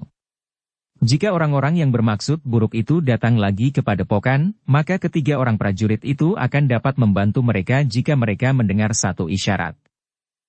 Sebenarnya lah, bahwa Untara telah menempatkan sebuah gardu perondaan di padukuhan terdekat. Ia menugaskan setiap malam 3 orang prajurit berkuda, untuk mengawasi Padepokan Kiai Gringsing yang di dalamnya terdapat Sabung Sari. Ki Pringgajaya yang ikut mendengarkan keterangan Untara itu tersenyum di dalam hatinya. Ketika ia kembali ke baraknya, maka ia pun berkata kepada pengikutnya. Kita harus tetap berhati-hati. Pengikutnya tertawa pendek. Katanya. Apa artinya 3 prajurit di gardu penjagaan itu? Tetapi Ki Pringgajaya berkata. Jangan terlalu percaya. Untara bukan seorang senapati yang bodoh. Ia memang mungkin melakukan kesalahan. Tetapi kita harus meyakinkan, bahwa Untara menganggap persoalan ini sekedar persoalan kecil, sehingga ia benar-benar hanya menempatkan 3 orang pengawas. Kita dapat melihat, apakah perkembangan berikutnya menunjukkan bahwa di luar 3 orang itu, Untara memberikan perlindungan yang lain, berkata pengikutnya. Ya. Kita tidak boleh tergesa-gesa. Kita juga tidak boleh melakukan kesalahan lagi, seperti yang terjadi, sehingga Sabung Sari berhasil mengkhianati kita. Untunglah bahwa kita cepat berhasil menghapus kemungkinan yang dapat memberikan jalan untuk menelusurinya, sehingga keterangan Sabung Sari tidak cepat dapat dipercaya. Meskipun demikian kita harus tetap berhati-hati. Untara tentu akan berusaha menelusuri juga, meskipun ia tidak akan yakin bahwa ia akan dapat membuktikannya. Keterangan Sabung Sari dan Agung Sedayu tidak cukup kuat untuk alasan menangkap, dan apalagi menghukum aku. Pengikutnya mengangguk-angguk. Katanya, kita memang kurang teliti mengamati keadaan. Tetapi kesalahan yang sama tidak akan terjadi lagi. Ki Pringgajaya tersenyum. Katanya, untuk beberapa saat kita tidak akan berbuat apa-apa. Kita menunggu perkembangan tindakan Untara selanjutnya. Jika ia benar-benar hanya menempatkan 3 orang peronda di gardu yang dibuatnya di padukuhan sebelah padepokan kecil itu, maka kita yakin bahwa Untara adalah seorang senapati yang bodoh. Atau bahwa ia menganggap persoalan itu adalah persoalan kecil dan bersifat sangat pribadi, sehingga ia tidak merasa perlu untuk melibatkan diri terlalu jauh. Mudah-mudahan, sahut pengikutnya. Namun bagaimanapun juga, kita akan dapat menembus dinding padepokan itu, dan membunuh pengkhianat itu, sekaligus Agung Sedayu. Jangan menganggap bahwa hal itu akan mudah kita lakukan. Jika Sabung Sari dan Agung Sedayu bersama-sama berdiri di satu pihak, maka mereka akan merupakan kekuatan yang luar biasa. Mumpung Sabung Sari masih belum sembuh. Agaknya racun yang diberikan oleh prajurit yang terbunuh itu sudah jauh mencengkam tubuh prajurit muda itu, sehingga Kiai Gringsing mengalami kesulitan untuk menyembuhkannya. Tetapi adalah suatu kebodohan, bahwa Kiai Gringsing telah membawanya ke padepokan kecilnya. Meskipun Untara menempatkan prajurit yang sama sekali tidak akan berarti apa-apa itu, ia berhenti sejenak. Lalu, mungkin Untara juga bermaksud menjebak orang yang berniat buruk, dengan menempatkan 3 orang prajurit itu di luar padepokan. Karena itu ia mengatakan, bahwa 3 orang prajurit itu akan bertindak jika ia mendengar isyarat. Agaknya Agung Sedayu sudah dipesannya untuk memberikan isyarat jika diperlukan. Isyarat itu tentu akan bersambut dan bersambung. Ki Pringgajaya tertawa. Katanya, bodoh sekali. Apakah orang yang berniat buruk itu akan memberi kesempatan isyarat itu dapat menjalar? Pengikut Pringgajaya itu pun tertawa juga. Namun ia tidak menjawab lagi. Ia sudah mulai membayangkan bahwa akhirnya padepokan kecil itu akan dapat dimusnahkan bersama segala isinya. Namun dalam pada itu, Ki Widura ternyata telah berada di padepokan itu pula menunggui anaknya. Sementara itu, ada 2 orang cantrik baru yang ikut tinggal bersama Ki Widura di padepokan itu. Mereka adalah 2 orang kakak beradik, yang meskipun umurnya bukan lagi dapat disebut muda, namun mereka ingin menambah pengetahuan mereka di padepokan. Hanya Kiai Gringsing, Ki Widura, Sabung Sari dan Agung Sedayu sajalah yang mengetahui. Siapakah sebenarnya mereka? Sementara, Sabung Sari yang berbaring di dalam biliknya pun telah diberitahu pula segala rencana yang sedang dilaksanakan itu, termasuk kehadiran Ki Widura dan 2 orang cantrik baru di padepokan kecil itu. Namun dalam pada itu, dalam waktu-waktu yang terasa sangat berdesakan bagi Agung Sedayu, ia berusaha meningkatkan ilmu Gelagah Putih. Ia tidak boleh mengecewakan anak muda itu. Jika niatnya yang menyala itu tidak diimbangi oleh Agung Sedayu, maka Gelagah Putih akan dapat menjadi kecewa dan kehilangan tekadnya untuk menempa diri dengan sejauh kemampuan tenaganya. Tetapi di samping Agung Sedayu membimbing adik sepupunya, maka ia pun menyisihkan waktu sedikit untuk kepentingan dirinya sendiri. Ia tidak dapat ingkar dari kenyataan bahwa maut telah memburunya kemana ia pergi. Karena itu, maka ia merasa wajib untuk meningkatkan kemampuannya, agar ia dapat melindungi dirinya sendiri dari bencana. Selebihnya untuk mengamalkan ilmunya bagi sesamanya. Namun ternyata, bukan saja Gelagah Putih dan dirinya sendiri. Tetapi ia pun berusaha untuk memberikan sedikit dasar olah kanuragan kepada anak-anak muda yang berada di padepokannya. Cantrik-cantrik itu pun ternyata mengikuti segala tuntutannya dengan sungguh-sungguh pula. Mereka merasa berbahagia sekali jika mereka dapat memiliki sekedar ilmu untuk melindungi diri mereka sendiri. Tetapi sebagaimana dikatakan oleh Agung Sedayu, bahwa jika kemudian ternyata mereka memiliki serba sedikit ilmu kanuragan, maka mereka harus mempergunakan sebaik-baiknya, sesuai dengan martabat mereka di antara sesama. Hanya 2 orang cantrik yang baru itu sajalah yang masih belum bersedia ikut dalam olah kanuragan. Mereka merasa diri mereka sudah terlalu tua untuk ikut serta mempelajari ilmu, yang menurut mereka khusus hanya diperuntukkan bagi orang-orang muda. Aku hanya ingin mempelajari kauruh kajiwan dari Kiai Gringsing, berkata salah seorang dari mereka.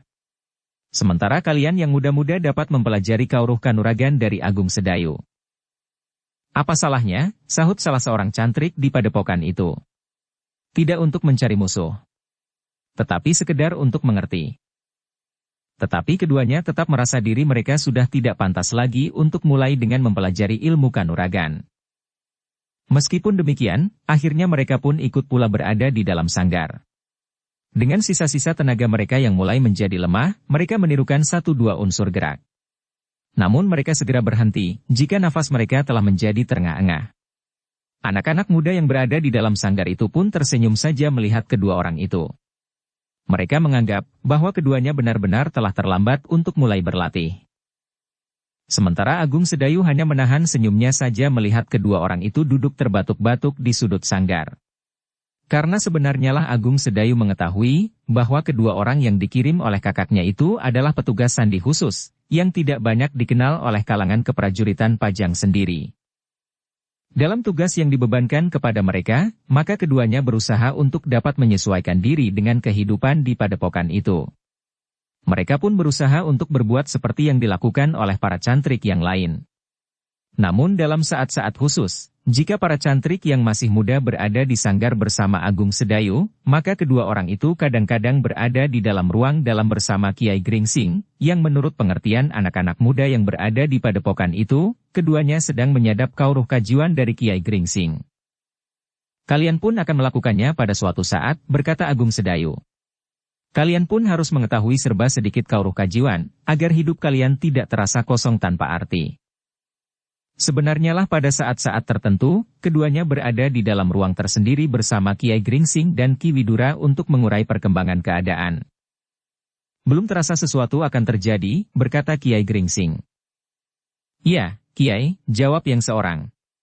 Tetapi bukan berarti bahwa tidak akan terjadi. Iya, Ki Lurah Patrajaya, sahut Kiai Gringsing. Kita memang tidak boleh lengah sama sekali. Mungkin kita harus menunggu untuk waktu yang lama.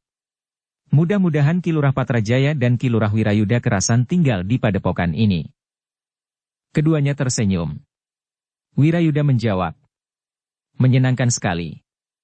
Aku merasa mendapat kesempatan untuk benar-benar menikmati kehidupan di sini. Semuanya nampak wajar dan tidak dibuat-buat. Terasa anak-anak muda yang berada di padepokan ini adalah anak-anak muda yang bersih dan jujur. Mereka tidak terlalu banyak dipengaruhi oleh keburaman hati manusia yang menjadi tamak dan dengki, justru semakin banyak yang mereka kenal dari dunia ini. Mudah-mudahan kehadiranku tidak mengotori kebeningan kehidupan di sini. Kiai Gringsing tertawa. Katanya, apakah Ki Lurah mengira bahwa setiap hati di padepokan ini sebenarnya bening seperti yang Ki Lurah bayangkan? Cobalah Ki Lurah melihat betapa keruhnya hatiku yang penuh dengan cacat dan noda, sehingga karena itulah maka aku takut melihat ke dalam diriku sendiri. Agung Sedayu yang masih muda itu pun telah melumuri dirinya dengan 1000 macam noda. Sementara Sabung Sari adalah warna yang kusam dari jalur kehidupan seorang yang kecewa.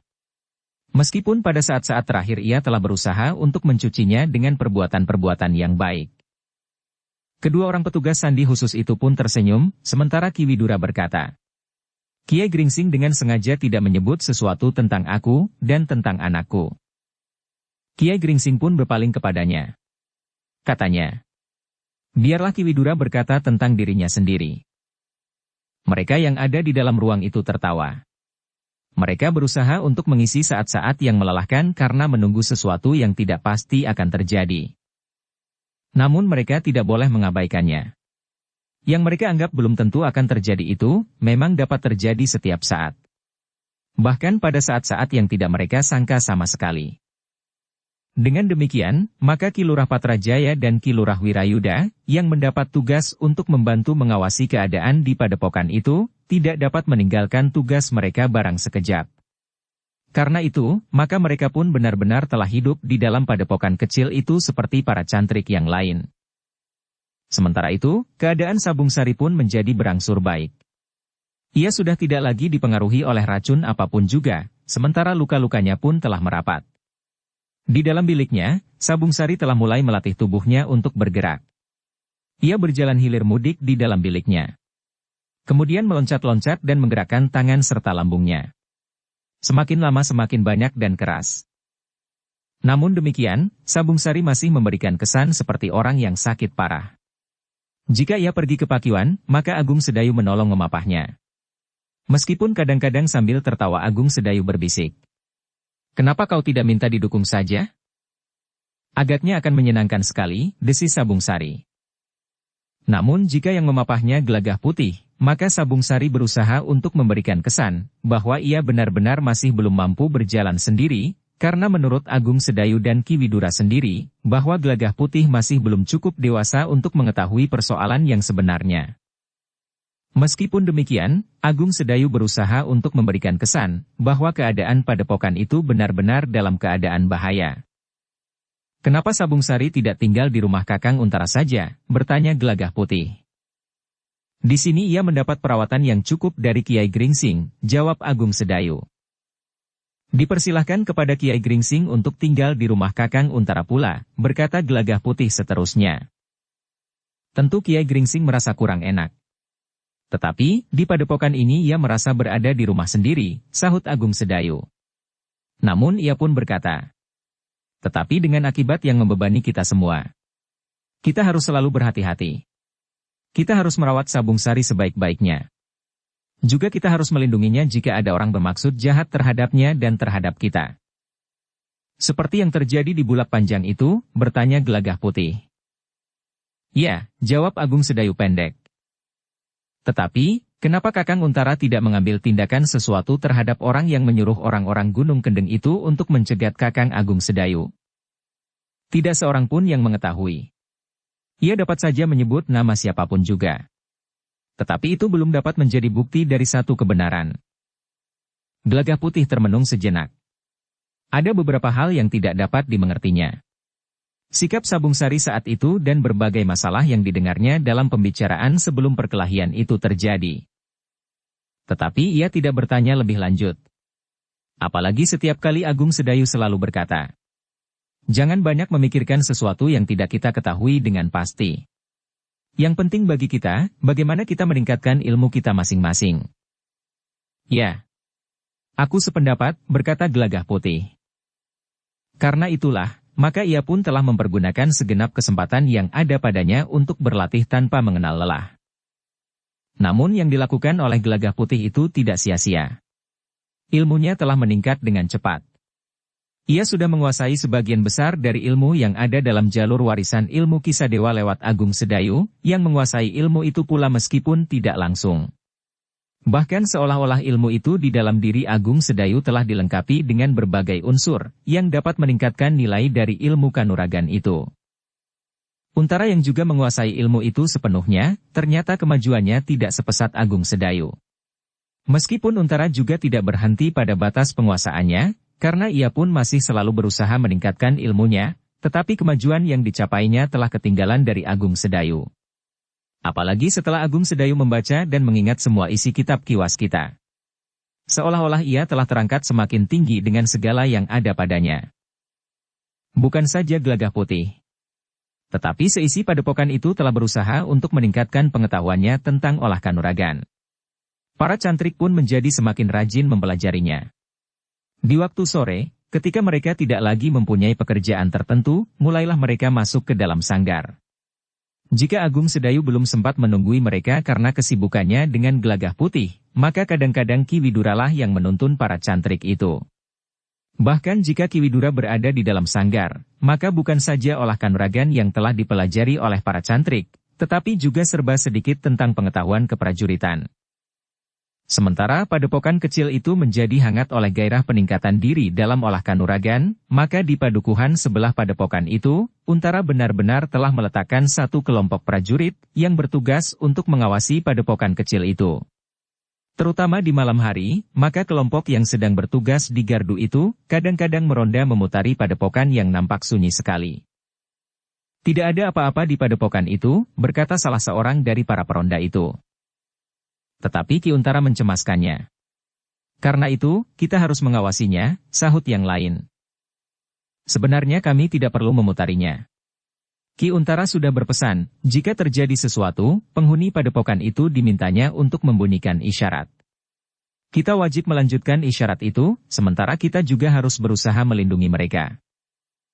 Kawannya yang diajak berbicara hampir saja tidak dapat menahan diri untuk tertawa meledak sekeras-kerasnya. Katanya, Perutku menjadi sakit menahan tertawa. Kenapa? Bertanya kawannya. Kau tidak tahu apa yang kau katakan? Siapa yang harus kita lindungi? Yang lain bertanya. Agung Sedayu, Sabung Sari atau Kiai Gringsing? Kawannya yang berbicara untuk melindungi padepokan itu termangu-mangu sejenak, sementara kawannya berkata selanjutnya. Cobalah melihat tengkukmu sendiri. Agung Sedayu dan Sabung Sari, keduanya pernah mengalahkan Carang Wajah, meskipun Sabung Sari yang membunuhnya. Nah, apa katamu? Meskipun Sabung Sari itu prajurit pada tataran terendah dalam lingkungan keprajuritan, tetapi ia memiliki kemampuan yang luar biasa. Apalagi orang bercambuk yang bernama Kiai Gringsing itu. Adalah menggelikan sekali jika kita harus melindungi mereka, karena kemampuan kita bukanlah apa-apa dibanding dengan mereka. Jadi, apa gunanya kita berada di sini? Bertanya kawannya. Tentu hanya dalam tugas yang sebenarnya mampu kita lakukan. Yaitu menunggui kentongan itu. Jika kita mendengar isyarat, maka kita akan menyambungnya, sehingga sambung bersambung akan terdengar dari rumah Ki Untara. Jika demikian, kenapa harus kita yang melakukannya? Tugas itu dapat dilakukan oleh anak-anak muda padukuhan ini. Kita bertanggung jawab sepenuhnya atas tugas kita. Berbeda dengan anak-anak muda yang dengan sukarela meronda padukuhannya. Yang lain tidak menjawab. Tetapi ia mengangguk mengerti. Meskipun demikian, prajurit itu merasa bahwa tugasnya tentu bukan sekedar menunggui kentongan di gardu itu. Hari-hari yang dilewati terasa menegangkan bagi seisi padepokan kecil, yang sedang dibayangi oleh tangan-tangan yang bernafas maut. Namun justru karena itu, maka padepokan itu rasa-rasanya telah bergejolak semakin dahsyat. Meskipun dari luar dinding tidak nampak sesuatu, tetapi gelora yang ada di dalamnya bagaikan dahsyatnya deburan ombak pesisir selatan. Gelagah Putih menghabiskan waktunya untuk berlatih. Para cantrik pun dengan sepenuh hati menempa diri betapapun sederhananya, di samping kerja mereka sehari-hari. Dalam suasana yang buram itu, Gelagah Putih tidak pernah pergi ke sawah seorang diri. Ia pergi ke sawah bersama 1-2 orang cantrik, di bawah pengamatan Agung Sedayu atau Ki Widura. Karena bagaimanapun juga, akan dapat terjadi sesuatu di Bulak-Bulak Panjang atau di Pategalan. Sementara itu, Sabung Sari masih tetap berbaring di dalam biliknya. Betapa menjemukan sekali. Jika pintu bilik itu tertutup, maka ia pun segera bangkit dan berjalan hilir mudik. Sekali-sekali ia mengumpati keadaan. Bahkan kadang-kadang ia berkata kepada Kiai Gringsing. Aku tidak akan betah lebih lama lagi dalam keadaan seperti ini, Kiai. Kiai Gringsing tersenyum. Katanya. Baiklah. Sekali-sekali kau dapat berjalan-jalan keluar. Duduk di serambi. Tetapi kau tetap seorang yang sakit parah. Itulah yang aku tidak telaten, Kiai, jawab Sabung Sari. Keadaan padepokan itu benar-benar dalam keadaan bahaya. Di malam hari, kau dapat melatih dirimu serba sedikit, agar keadaanmu segera pulih kembali. Tetapi sudah tentu, di luar penglihatan para cantrik. Sulit sekali, Kiai. Hampir setiap saat ada cantrik yang mengamati halaman padepokan ini dari sudut sampai ke sudut yang lain. Aku tidak akan mendapat tempat untuk berlatih, meskipun di malam hari. Kiai Gringsing tersenyum. Katanya. Cobalah memaksa diri untuk berusaha sedikit, Ger. Kita memang sedang dalam usaha untuk menyingkapkan rahasia yang melibatmu, sehingga kau luka parah. Bukankah sudah aku katakan dengan gamblang, siapa yang melakukannya, Kiai? Tetapi Ki Untara tidak dapat berbuat hanya atas dasar keteranganku saja, jawab Sabung Sari. Justru karena itu, kita harus mencari jalan lain, desis Kiai Gringsing. Sabung Sari hanya dapat menarik nafas. Ia mengerti apa yang harus dilakukannya. Tetapi kejemuan yang luar biasa telah mencengkamnya, sehingga hampir tidak dapat teratasi. Dalam pada itu, Untara pun telah berusaha mempercepat peristiwa yang diharapkan akan terjadi. Kepada para perwira ia mengatakan, bahwa Sabung Sari menjadi berangsur baik. Jika ia sudah sehat benar, maka ia akan dipanggil dan memberikan kesaksiannya di hadapan para perwira, terutama mereka yang mungkin akan dapat ikut memecahkan persoalannya, karena bukan saja tugasnya, tetapi pengenalan mereka atas keadaan lingkungan. Mungkin ia akan dapat memberikan sedikit gambaran apa yang telah terjadi dan latar belakang dari peristiwa itu. Agung Sedayu ternyata tidak terlalu banyak mengetahui. Yang diketahuinya adalah ada orang yang mencegatnya di perjalanan. Ia harus bertempur bersama Sabung Sari, yang hadir pula pada waktu itu. Ia berhenti sejenak. Lalu. Tetapi, yang lain ia tidak dapat mengatakan apa-apa. Beberapa orang perwira yang mendengar penjelasan itu mengangguk-angguk. Namun ada di antara mereka yang menjadi berdebar-debar. Jika Sabung Sari telah mampu untuk duduk dan berada di pendapa ini barang sebentar, maka aku akan segera memanggilnya, di bawah pengawasan Kiai Gringsing. Kini ia masih belum dapat bangkit. Ingatannya nampaknya masih belum pulih, karena racun yang kuat telah mempengaruhinya.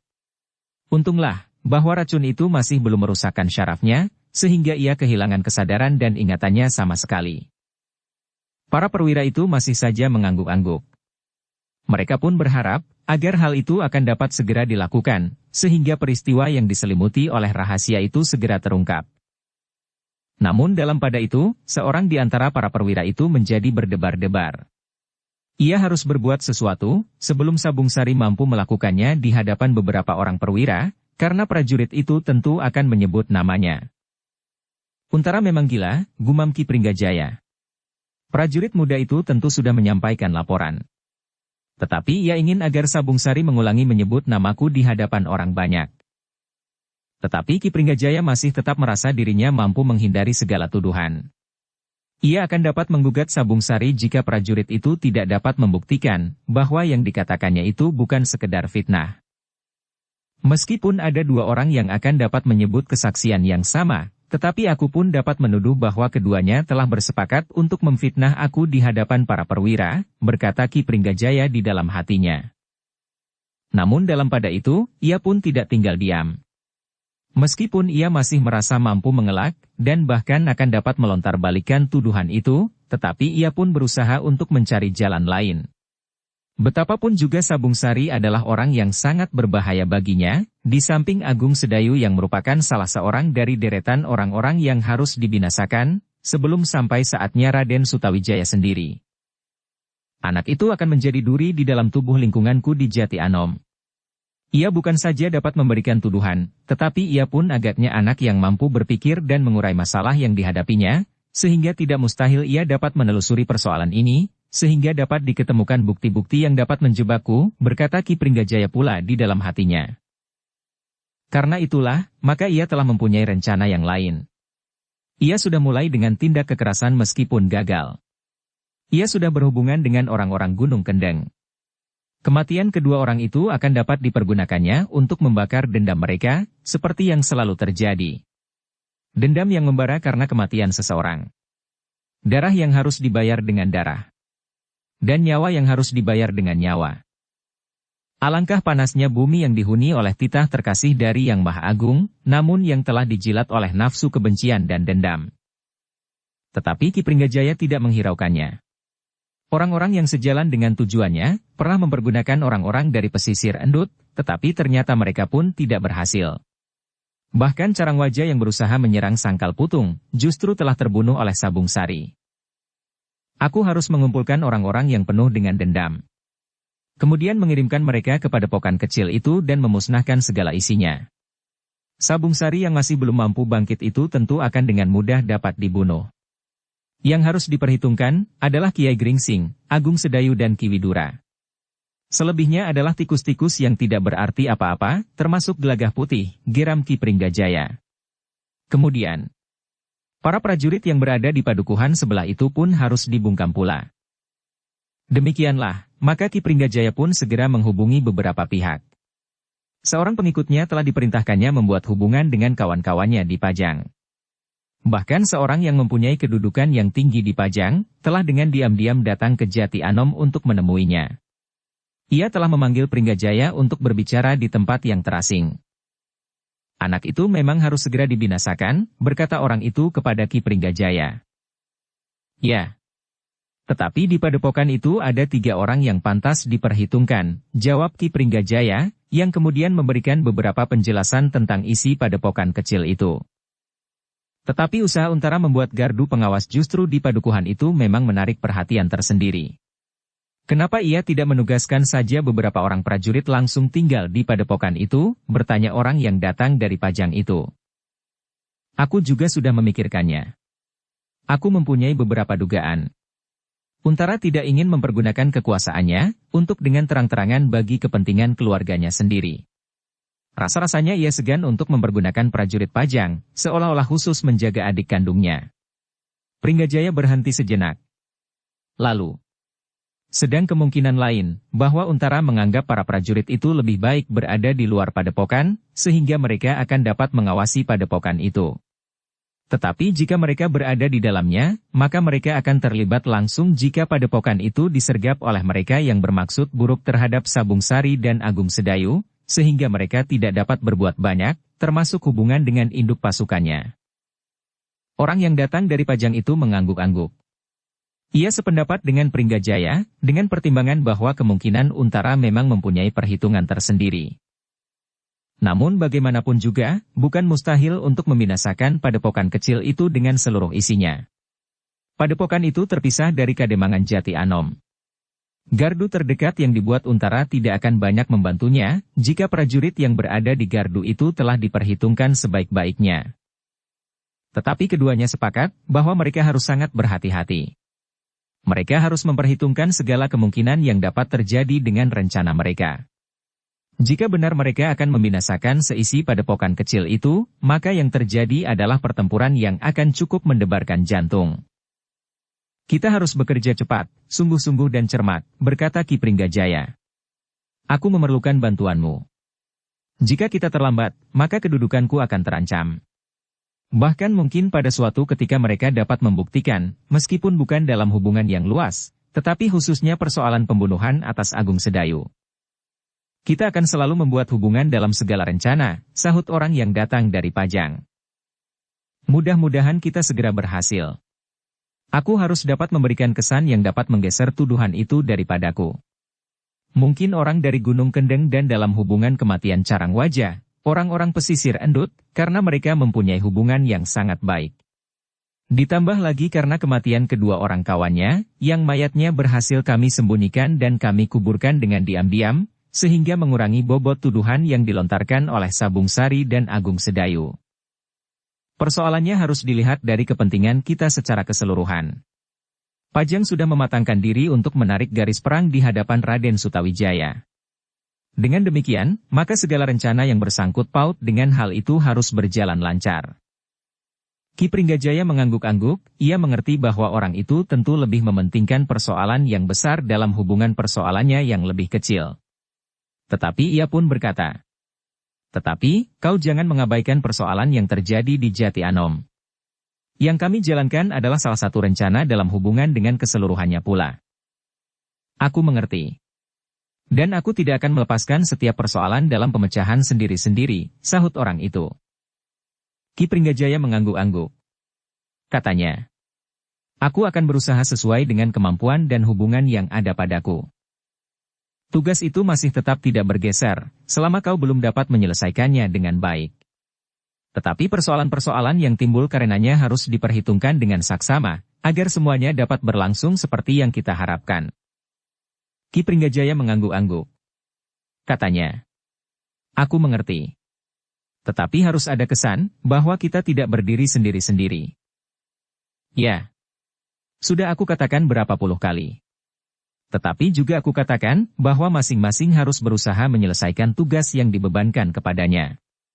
Hanya dalam keadaan yang khusus seperti yang kau hadapi sekarang ini, kami tidak akan melepaskan tanggung jawab. Tetapi itu bukan berarti, bahwa kami mengambil alih segala persoalan, jawab orang yang datang dari Pajang. Ki Pringgajaya mengangguk-angguk.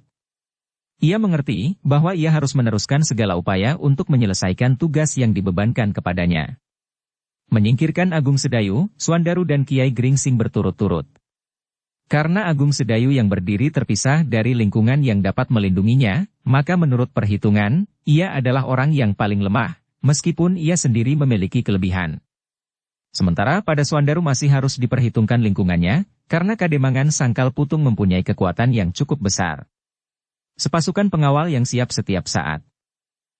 Tetapi, jika Swandaru dapat dipancing keluar, maka tidak ada salahnya jika ia menjadi sasaran pertama, berkata Ki Pringgajaya dalam hatinya. Namun yang kini nampak di hadapan matanya adalah sebuah padepokan kecil, yang sekaligus akan dapat diselesaikan Agung Sedayu dan Kiai Gringsing. Kemudian prajurit muda yang telah melibatkan diri dan yang sangat berbahaya baginya justru karena pengkhianatannya, Sabung Sari. Sepeninggal orang yang datang dari Pajang itu, Ki Pringgajaya dengan para pengikutnya telah mengatur diri. Ia harus membuat hubungan khusus dengan orang-orang Gunung Kendeng dan segala sesuatunya diberitahukannya kepada pimpinannya di Pajang, yang akan meneruskannya kepada beberapa orang terpenting di sekitar orang yang disebut Kakang Panji. Ternyata Ki Pringgajaya berhasil memancing dendam orang-orang Gunung Kendeng. Tetapi lebih dari itu, Ki Pringgajaya pun telah menjanjikan hadiah yang cukup besar bagi mereka. Aku akan bertemu dengan Ki Pringgajaya, berkata Kiai Gembong Sangiran, yang menjadi pemimpin dari Padepokan Gunung Kendeng, kepada utusan Ki Pringgajaya. Kedatangan Kiai Gembong Sangiran ke Jati Anom telah disambut oleh Ki Pringgajaya di tempat yang terasing, seperti saat-saat ia menerima tamu-tamunya yang datang dari luar Jati Anom, untuk membicarakan masalah yang bersifat rahasia. Aku memerlukan datang dan bertemu dengan Ki Pringgajaya sendiri, berkata Gembong Sangiran. Aku sudah kehilangan 2 orang pengikutku. Ya. Kau harus mengerti, bahwa dengan demikian Agung Sedayu dan Sabung Sari bukannya anak-anak yang masih ingusan, jawab Ki Pringgajaya. Tetapi ia tidak mengatakan, bahwa seorang pengikutnya yang khusus mengawasi peristiwa itu dengan busur dan panah juga terbunuh. Tetapi saat itu yang kita bicarakan hanya Agung Sedayu. Ternyata ada orang lain yang datang bersamanya, yang ternyata adalah prajurit muda yang bernama Sabung Sari, yang telah membunuh setan pesisir, yang bernama Carang Wajah itu. Ya. Itu adalah ukuran bagi Sabung Sari. Ia pernah membunuh Carang Wajah. Dan kini, Sabung Sari, Agung Sedayu, Kiai Gringsing berada di padepokannya bersama Ki Widura, bekas seorang perwira prajurit Pajang di Sangkal Putung dan Gelagah Putih yang tidak berarti apa-apa. Tetapi semuanya harus diperhitungkan, berkata Gembong Sangiran. Ya. Dan prajurit di gardu itu pun harus diperhitungkan pula, berkata Pringgajaya. Karena itu, di samping beberapa orang yang harus menyelesaikan orang-orang terpenting di padepokan itu, kau akan menyiapkan sekelompok pengikutmu untuk bertempur dengan para cantrik dan para prajurit. Sementara sebelum semuanya mulai, isyarat yang ada di gardu di padukuhan sebelah harus sudah dibungkam lebih dahulu. Kepada Gembong Sangiran, Ki Pringgajaya memberikan keterangan yang diperlukan. Mereka berdua telah membicarakan segala kemungkinan yang dapat terjadi, dengan memperhitungkan segala macam segi. Sabung Sari yang sakit parah itu memang tidak dapat diabaikan begitu saja. Tetapi ia bukan orang yang sekuat dirinya sendiri di Bulak Panjang, justru karena ia masih belum dapat bangkit dari pembaringannya. Aku akan membawa pasukan segelar sepapan, berkata Gembong Sangiran. Ki Pringgajaya tersenyum. Katanya, bagaimana kau membawa orang-orangmu sebanyak itu dari Gunung Kendeng? Jika yang kau sanggupkan tidak meleset, maka semuanya itu akan dapat aku lakukan sebaik-baiknya, jawab Gembong dari Gunung Kendeng. Tentu tidak, Kiai Gembong Sangiran, jawab Ki Pringgajaya. Jika usaha ini berhasil, maka tentu akan ada perombakan menyeluruh dalam tata pemerintahan. Banyak orang-orang yang sekarang memegang pimpinan, ternyata tidak mampu bertanggung jawab atas kewajiban yang dibebankan kepadanya, sehingga dengan demikian, maka mereka tidak akan dapat dipergunakan lagi dalam tata pemerintahan yang akan datang. Juga dalam lingkungan keprajuritan, sehingga kedudukan bagimu akan terbuka. Janjimu memang semanis gula buat anak-anak yang sedang menangis karena terkunyah cabai rawit. Yang merupakan mimpi, biarlah aku nikmati selagi tidur. Tetapi, bagaimana dengan 5 keping emas? Ki Pringgajaya tersenyum. Katanya, kau kira aku seorang yang selalu menelan ludah sendiri? Apalagi hanya 5 keping emas. Isi istana Pajang yang kami kuasai, meliputi beratus-ratus keping emas. Tetapi emas tidak begitu penting bagi kami. Yang penting adalah kesempatan untuk menentukan nasib tanah ini bagi masa depan. Kerinduan kami kepada kebesaran yang pernah hidup di tanah ini, membuat kami melepaskan segala macam pamrih pribadi kami. Segala yang ada pada kami semua, jiwa dan raga kami, apalagi sekedar harta benda, telah kami sediakan buat masa depan yang kami inginkan, berdasarkan kerinduan kami kepada satu masa yang cemerlang di tanah ini. Tetapi Kiai Gembong Sangiran berkata, terserahlah kepadamu. Jika kau rindu pada suatu masa, maka kami rindu pada suatu kesempatan untuk memiliki emas dan uang. Jika kau memiliki berkeping-keping emas, maka biarlah emas itu kami miliki, sedang kau boleh memiliki kesempatan untuk mengatur tanah ini. Untuk langkah pertama ini, aku hanya memerlukan 5 keping emas, seperti yang kau janjikan. Baiklah. Aku akan memberimu 2 keping emas setelah Agung Sedayu kau selesaikan. 2 lagi jika salah seorang lagi kau singkirkan. Yang terakhir akan kami berikan emas keping kelima. Ki Pringgajaya berhenti sejenak. Lalu, aku kira itu adil. Tetapi kau harus memikirkan orang keempat yang ada di padepokan itu, Sabung Sari. Ia adalah orang yang kini kau anggap paling berbahaya. Karena itu, maka 5 keping emas itu kau peruntukkan bagi seisi padepokan kecil itu. Sementara orang-orang Sangkal Putung harus diperhitungkan tersendiri. Kau membuat nilai baru pada perjanjian kita, berkata Ki Pringgajaya. Tentu bukan apa-apa bagimu dan bagi orang-orang yang merindukan satu masa yang pernah hidup di tanah ini, berkata Gembong Sangiran. Ki Pringgajaya termenung sejenak. Wajahnya nampak tegang. Sedang bibirnya mulai bergerak-gerak. 5 keping. 5 keping untuk isi padepokan itu, desisnya. Bukankah di padepokan itu ada Ki Widura? Ia harus diperhitungkan pula. Demikian pula anak muda yang bernama Gelagah Putih. Aku sudah kehilangan 2 orangku yang terbaik. Apakah kau kira, kau dapat menawar nyawa orang-orangku? Ki Pringgajaya menarik nafas dalam-dalam. Katanya, ingat. Yang kau lakukan di padepokan itu tidak menyangkut namaku dan nama siapapun juga. Kau akan menerima 5 keping emas jika pekerjaanmu sudah selesai. Jangan takut. Aku akan melakukannya secepatnya, setelah aku mengetahui dengan pasti isi padepokan itu. Aku memerlukan waktu 3-4 hari untuk mempersiapkan diri. Selebihnya akan aku selesaikan sebaik-baiknya. Aku tidak boleh gagal dan mengorbankan nyawa tanpa arti, seperti yang pernah terjadi. Jika prajurit muda itu tidak berkhianat, maka segalanya memang sudah selesai. Tetapi pengkhianatannya telah merubah segala-galanya. Bahkan kedudukanku pun kini mulai disoroti oleh bukan saja Ki Untara, tetapi tentu beberapa orang perwira terdekat dengan Untara. Bahkan pada suatu saat, Untara akan memanggil Sabung Sari untuk duduk di antara sidang para perwira, yang tentu akan bersama dengan Agung Sedayu, untuk menyebut siapa saja yang telah tersangkut dalam persoalan ini. Kiai Gembong Sangiran tertawa. Katanya, tetapi aku harus memperhitungkan 2 nyawa orang-orangku yang telah terbunuh. Dan aku melakukan rencana berikutnya dengan lebih cermat. Jangan hanya berbicara, berkata Ki Pringgajaya. Lakukanlah. Sebentar lagi, prajurit Pajang akan mulai bergerak dengan kekuatan yang tidak akan terbendung. Mataram akan segera lenyap dari bumi. Sementara itu, maka Pajang pun akan segera kami kuasai. Gembong Sangiran tertawa. Katanya, betapa bodohnya aku, namun aku dapat mengerti apa yang sedang berkecamuk sekarang antara Pajang dan Mataram. Pajang ingin meyakinkan bahwa jalan yang akan dilaluinya ke Mataram menjadi bertambah licin dan rata. Kau tidak perlu menghiraukan apapun juga, jika kau memang tidak ingin melihat satu masa depan yang baik selain 5 keping emas. Jika kau menganggap bahwa mimpi hanya sebaiknya dinikmati dalam tidur, maka lakukanlah untuk 5 keping emas. Kiai Gembong Sangiran tertawa semakin keras. Katanya, baiklah. Aku akan melakukannya. Aku akan membuat perhitungan seimbang dengan nilai 5 keping emas. Mimpi yang menakutkan telah terjadi di mana-mana. Di lembah antara Gunung Merapi dan Gunung Merbabu.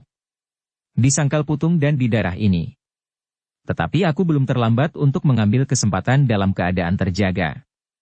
Aku akan membinasakan mereka atas pertimbangan emas dan dendam. Di antara dendam yang kini tersebar di mana-mana. Pesisir Endut telah hangus karena dendam yang kau manfaatkan, seperti juga Gunung Kendeng. Tetapi yang terjadi atas Carangwada adalah satu pengalaman yang sangat baik buat kami perhitungkan. Ki Pringgajaya kemudian memberikan kesanggupan untuk memberikan setiap keterangan dan perkembangan. Ia memberikan gambaran tentang kekuatan prajurit di gardu di padukuhan sebelah. Demikianlah, maka Kiai Gembong Sangiran mulai memperhitungkan segala sesuatu yang paling baik dilakukan. Kematian 2 orang pengikutnya yang paling baik merupakan suatu peringatan, siapakah sebenarnya yang dihadapinya. Setiap saat, ia tidak lepas mengadakan hubungan dengan Ki Pringgajaya, agar ia dapat mengetahui perkembangan yang terjadi. Tetapi menurut keterangan setiap orang, bahkan orang-orang yang tinggal di padepokan kecil itu sendiri, Sabung Sari masih tetap dalam keadaan yang gawat. Meskipun ada juga perkembangannya dan berangsur baik, tetapi itu memerlukan waktu yang sangat lama. Sementara Ki Gembong Sangiran mempersiapkan segala-galanya, maka Ki Pringgajaya pun membuat perhitungan tertentu. Ia telah mengetahui dengan pasti, saat orang yang setia kepadanya, mendapat perintah bertugas di padukuhan sebelah padepokan itu. Kesempatan itu dapat dipergunakan oleh Gembong Sangiran, desis Ki Pringgajaya. Dan agaknya Ki Pringgajaya benar-benar telah memperhitungkannya, sehingga dengan demikian, maka kesempatan bagi Gembong Sangiran akan menjadi lebih baik. Namun ternyata, bahwa orang-orang yang lebih tinggi kedudukannya di dalam lingkungannya di Pajang, mempunyai rencana yang lebih mapan dari rencana Ki Pringgajaya. Setelah mereka mendengar laporan tentang segala persiapan untuk membungkam Sabung Sari dan sekaligus melenyapkan Agung Sedayu dan Kiai Gringsing di padepokan kecil itu, maka mereka telah mempersiapkan segalanya sebaik-baiknya. Ki Pringgajaya yang merasa dirinya di bawah pengamatan Untara, merasa segan untuk melakukan sesuatu yang dapat menambah kecurigaan senapati muda itu kepadanya. Karena itu, ketika orang-orang di Pajang menganjurkan agar pada hari yang telah ditentukan itu ia tidak berada di Jati Anom, maka ia merasa kesulitan untuk minta izin kepada Untara. Jika aku meninggalkan Jati Anom, maka kecurigaan mereka akan bertambah-tambah. Bahkan mungkin, Untara akan mencegah jika aku minta izin kepadanya. Ia tentu dapat saja membuat alasan untuk menahanku, berkata Ki Pringgajaya kepada seorang petugas yang datang dari Pajang. Dan aku pun tidak dapat pergi dengan diam-diam dari Jati Anom. Ia akan mempunyai alasan lain untuk berbuat sesuatu atasku, karena aku telah meninggalkan tugasku tanpa sepengetahuannya. Apalagi aku baru saja mengambil waktu beberapa hari untuk beristirahat dan meninggalkan Jati Anom. Jika demikian, biarlah orang-orang yang berada di Pajang mengaturnya, berkata petugas yang datang ke Jati Anom. Demikianlah, maka pada saat-saat menjelang hari yang sudah ditentukan itu, datanglah perintah dari Pajang untuk memanggil Ki Pringgajaya menghadap Tumenggung Prabadaru. Seorang Tumenggung yang mendapat tugas untuk pergi ke daerah timur, dalam kunjungan seperti yang selalu dilakukan setiap tengah tahun untuk memelihara kelestarian hubungan dengan Pajang. Untara yang menerima utusan dari Pajang itu terkejut. Dengan wajah yang tegang ia bertanya, "Kenapa harus Ki Pringgajaya? Aku memerlukannya di sini, justru pada saat ini." "Aku tidak tahu," jawab utusan itu. Mungkin karena Tumenggung Prabadaru menganggap bahwa Ki Pringgajaya telah beberapa kali mengikuti para petugas yang dikirim dalam tugas serupa sebelumnya. Untara menjadi ragu-ragu. Yang dikatakan utusan itu memang benar. Beberapa kali Ki Pringgajaya pernah ikut dalam tugas serupa, seperti ia sendiri beberapa kali pernah melakukannya pula. Tetapi Ki Pringgajaya kini ada dalam pasukanku, berkata Untara kemudian. Selagi aku memerlukannya, maka ia tidak akan dapat meninggalkan lingkungannya. Ia aku perlakukan di sini dalam waktu dekat ini. Justru karena keadaan di Jati Anom menjadi hangat. Ia adalah seorang perwira yang terhitung memiliki pengalaman yang luas, sehingga aku perlu pikirannya dan mungkin tenaganya. Perintah ini datang dari lingkungan yang lebih tinggi dari kekuasaanmu, Ki Untara, berkata utusan itu. Terserah kepadamu. Aku hanyalah seorang utusan yang menyampaikan perintah itu. Seterusnya adalah masalahmu. Untara mengatupkan giginya rapat-rapat. Ia harus menahan gejolak perasaannya. Bahkan terbersit kecurigaan di dalam hatinya, bahwa Tumenggung Prabadaru mengetahui apa yang telah terjadi di Jati Anom dan berusaha melindungi Ki Pringgajaya. Karena itu, maka Untara pun kemudian berkata kepada utusan itu. Baiklah. Perintah ini sudah aku terima. Aku akan menyampaikannya kepada yang berkepentingan. Besok ia akan menghadap. Tetapi demikian utusan itu meninggalkan Jati Anom, maka Untara pun segera memanggil Ki Pringgajaya, tetapi tidak seorang diri. Beberapa orang yang sudah menghadap Ki Untara kemudian harus mendengarkan bagaimana Untara merasa gelisah, bahwa belum ada tanda-tanda yang dapat dipergunakannya memulai penyelidikannya atas peristiwa yang menimpa prajurit muda, yang bernama Sabung Sari itu. Jika aku menunggu anak itu sembuh dan dapat dimintai keterangannya, maka itu berarti aku akan kehilangan banyak waktu, berkata Untara. Kenapa tidak sekarang saja Ki Untara bertanya kepadanya, agar kita dapat mulai dengan satu penyelidikan yang tidak sekedar meraba-raba dan menunggu, berkata seorang perwira. Kiai Gringsing selalu menghalangi. Kiai Gringsing berkeberatan, jika anak yang sedang dalam tingkat pertama dari penyembuhannya itu harus mengalami ketegangan jiwa, sahut Untara. Apakah serba sedikit kita tidak akan dapat mendengar keterangannya, yang paling sederhana sekalipun, bertanya seorang perwira yang lain. Untara menggeleng. Jawabnya, aku tidak ingin menjadi sasaran penyesalan jika terjadi sesuatu pada anak itu. Kemungkinan yang paling buruk masih dapat terjadi. Yang aku minta dari kalian adalah, agar kalian meningkatkan pengamatan kalian atas segala peristiwa yang mungkin merupakan akibat dari peristiwa itu, sehingga dengan demikian kita akan mendapat jalur pengamatan yang lebih dekat. Para perwira itu mengangguk. Akhirnya, mereka harus meninggalkan rumah Ki Untara tanpa tugas-tugas tertentu. Beberapa orang menjadi heran, bahwa Untara seolah-olah telah bertindak hanya karena kebingungan, bahwa masalah yang dihadapinya itu tidak akan terpecahkan. Tetapi sebenarnya lah, bahwa Untara telah berusaha secara khusus berbicara dengan Ki Pringgajaya, apakah ia secara pribadi telah mendengar tugas yang akan dibebankan kepadanya. Jika demikian, maka tentu sudah ada jalur hubungan antara Pajang dan Ki Pringgajaya. Namun ternyata Ki Pringgajaya sama sekali tidak menunjukkan kesan apapun juga, bahwa ia akan mendapat tugas di luar Jati Anom. Orang licik itu dapat saja mengelabuhi aku, berkata Untara. Karena itulah, maka tiba-tiba saja Untara telah minta diri kepada beberapa orang perwira kepercayaannya, bahwa ia akan pergi untuk satu tugas yang hanya dapat dilakukannya sendiri. Apakah yang akan Ki Untara lakukan? Bertanya salah seorang perwira. Aku akan pergi ke Pajang, menghadap Ki Tumenggung Prabadaru. Tetapi jangan katakan hal ini kepada siapapun. Aku akan segera kembali. Meskipun aku akan kemalaman di perjalanan, tetapi sebelum esok pagi, aku sudah berada di Jati Anom kembali. Dengan demikian, maka tidak banyak orang yang mengetahui kepergian Untara. Beberapa orang mengira, bahwa Untara sedang nganglang seperti biasanya, mengitari Jati Anom dan sekitarnya, diiringi oleh beberapa orang pengawal khususnya. Namun sebenarnya lah, bahwa Untara telah berpacu ke Pajang. Ia mempergunakan sisa hari yang masih ada dan satu malam suntuk untuk menempuh perjalanan ke Pajang dan kembali lagi ke Jati Anom. Ada niat Untara untuk singgah di Sangkal Putung sejenak. Namun niat itu diurungkannya. Jika ia berbicara serba sedikit tentang Agung Sedayu, Kiai Gringsing dan peristiwa-peristiwa yang terjadi di Jati Anom, agar saudara seperguruan Agung Sedayu itu menjadi semakin berhati-hati dan mengamati kademangannya, maka mungkin sekali tanggapan Swandaru menjadi sangat berlebihan. Dan sebenarnya lah, bahwa Untara mempunyai anggapan yang agak kurang mapan terhadap Swandaru. Karena itu, maka Untara pun langsung berpacu ke Pajang, mengambil jalan melintas yang paling dekat, diiringi oleh 3 orang pengawal kepercayaannya. Mereka bertiga hampir tidak beristirahat sama sekali di perjalanan, kecuali sekedar memberi kesempatan kepada kudanya untuk minum dan beristirahat barang sebentar.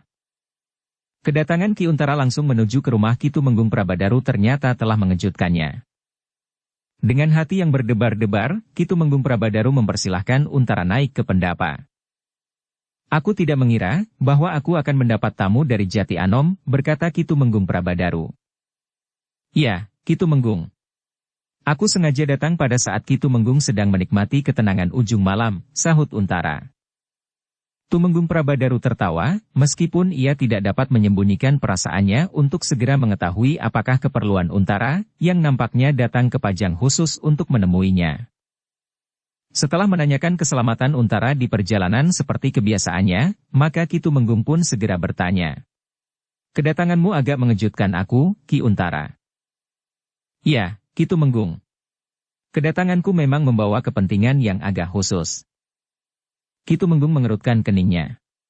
Lalu ia pun bertanya. Nampaknya memang mendebarkan hati.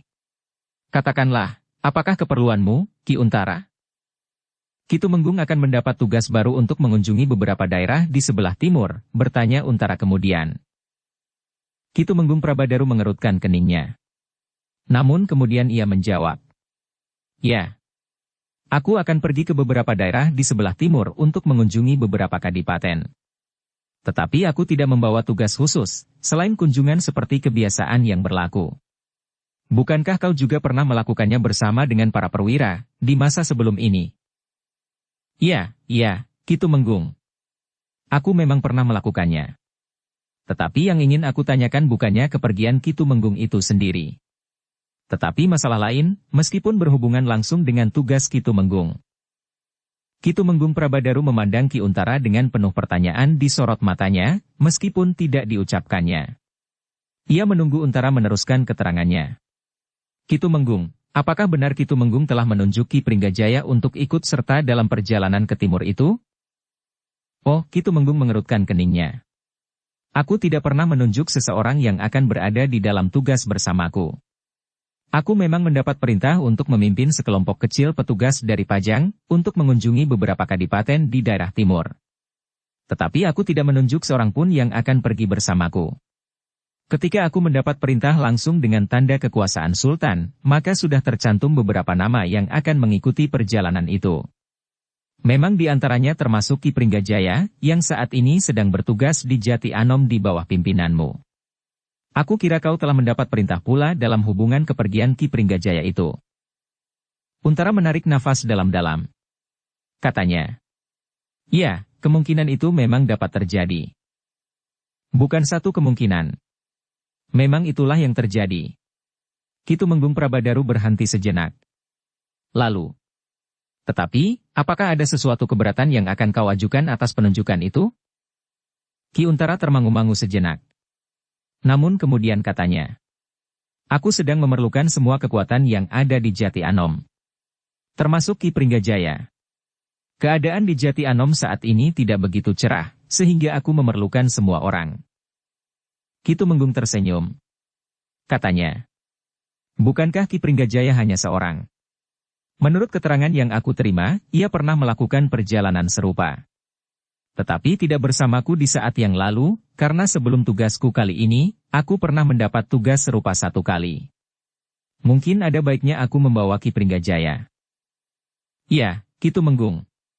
Agaknya memang ada baiknya bagi Ki Tumenggung. Tetapi tidak bagiku. Ki Tumenggung mengangguk-angguk. Lalu katanya, jika kau keberatan, kau dapat mengajukan keberatanmu kepada orang yang telah menunjuk agar Ki Pringgajaya pergi bersamaku. Karena selain Ki Pringgajaya, aku juga membawa seorang perwira yang sedang berada dalam tugas di Kadipaten Jipang. Apakah Ki Tumenggung mengetahui, siapakah yang telah menunjuk para perwira yang akan pergi bersama Ki Tumenggung? Aku tidak tahu. Tetapi, siapakah yang memberikan surat perintah kepadamu? Surat itu bertanda kekuasaan Sultan, jawab Untara. Ki Tumenggung tersenyum. Katanya, semuanya sudah ditentukan. Tetapi apakah keberatanmu sebenarnya, Ki Untara? Aku kira tentu bukan sekedar karena ia kau perlukan. Untara termenung sejenak. Namun kemudian katanya, tidak ada alasanku yang lain. Tetapi jika semuanya itu harus berlaku atas tanda kekuasaan, dan atas nama Kanjeng Sultan, maka aku tidak akan dapat berbuat apa-apa. Ki Tumenggung Prabadaru mengangguk-angguk. Tetapi, nampak sebuah pertanyaan yang tidak terjawab membayang di wajahnya. Ki Untara, berkata Ki Tumenggung Prabadaru kemudian. Apakah kau akan menyampaikan keberatanmu kepada Kanjeng Sultan? Ki Untara menarik nafas dalam-dalam. Jawabnya sambil menggeleng. Tidak, Ki Tumenggung. Jika Ki Tumenggung yang akan berangkat bersama Ki Pringgajaya bukan orang yang memilihnya, maka aku tidak dapat mencegahnya lagi. Ki Tumenggung mengerutkan keningnya. Kemudian katanya, apakah maksudmu, akulah yang harus menyampaikannya? Tidak, Ki Tumenggung. Tidak perlu. Tetapi sesudah Ki Tumenggung selesai dengan tugas itu, maka aku mohon untuk mengembalikan Pringgajaya kepada tugasnya yang sekarang, desis Untara. Baiklah, aku akan berusaha. Perjalananku tentu tidak akan terlalu lama. Tidak akan lebih dari 1 bulan, jawab Ki Tumenggung Prabadaru. Untara menarik nafas dalam-dalam. Katanya, ya, kira-kira memang sebulan. Ki Tumenggung akan memerlukan waktu sepanjang itu. Ki Tumenggung mengangguk-angguk. Betapapun juga, ia melihat sesuatu yang tidak terucapkan oleh Ki Untara. Namun ia tidak memaksanya, karena Ki Tumenggung Prabadaru pun seorang prajurit yang mengetahui bahwa kadang ada sesuatu yang tidak dapat dikatakannya kepada siapapun juga. Sejenak kemudian, maka Untara minta diri sambil berkata, "Yang aku sampaikan kepada Ki Tumenggung bukan satu hal yang perlu didengar oleh Ki Pringgajaya sendiri." "Aku mengerti, Ki Untara," jawab Ki Tumenggung. "Dan aku pun akan bersikap sebagaimana sikap seorang prajurit." "Terima kasih," desis Untara. "Selamat jalan. Besok Ki Pringgajaya akan menghadap Ki Tumenggung, seperti bunyi perintah yang aku terima untuk dilanjutkan kepada yang berkepentingan. Namun aku tetap menunggu ia kembali ke Jati Anom." "Aku akan mengusahakannya, Ki Untara," jawab Ki Tumenggung Prabadaru. "Waktu sepanjang itu memang terasa lama sekali pada saat kita mulai. Tetapi akan terasa sangat pendek di saat terakhir." Untara mengangguk-angguk. Ia pun kemudian berkata, "Aku menyerahkan seorang perwira bawahanku kepada Ki Tumenggung atas perintah Kanjeng Sultan di Pajang. Namun pada suatu saat aku memerlukannya lagi." Ki Tumenggung Prabadaru mengangguk sambil menjawab, "Terima kasih. Aku akan menerimanya dan aku akan mengingat pesan-pesanmu." Demikianlah, maka Untara pun meninggalkan rumah Ki Tumenggung dengan hati yang berdebaran. Ia sadar bahwa ada orang lain yang telah mengatur, menarik Pringgajaya dari Jati Anom untuk menghindarkan persoalan yang sedang dihadapinya. "Aku harus menyelesaikan masalah ini dengan tuntas. Jika tidak sekarang, tentu sesudah Ki Pringgajaya kembali. Aku harus tahu latar belakang dari tindakannya itu.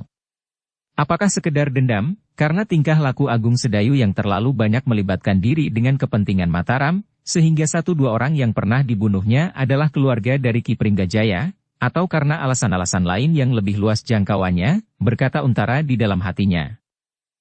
Demikianlah, maka Ki Untara pun segera berpacu kembali ke Jati Anom bersama pengawal khususnya. Tidak banyak yang mereka percakapkan di perjalanan.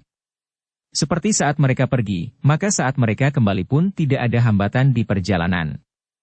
Mereka berhenti sekedar memberi kesempatan kuda mereka beristirahat dan minum. Selebihnya mereka berpacu, agar mereka segera sampai di Jati Anom. Namun Untara tidak langsung kembali ke rumahnya. Ia mempunyai ketajaman perhitungan sebagaimana yang sering dilakukannya. Seolah-olah ia memiliki ketajaman firasat, sehingga perhitungannya bagi masa mendatang tidak terlalu jauh dari kenyataan yang terjadi kemudian.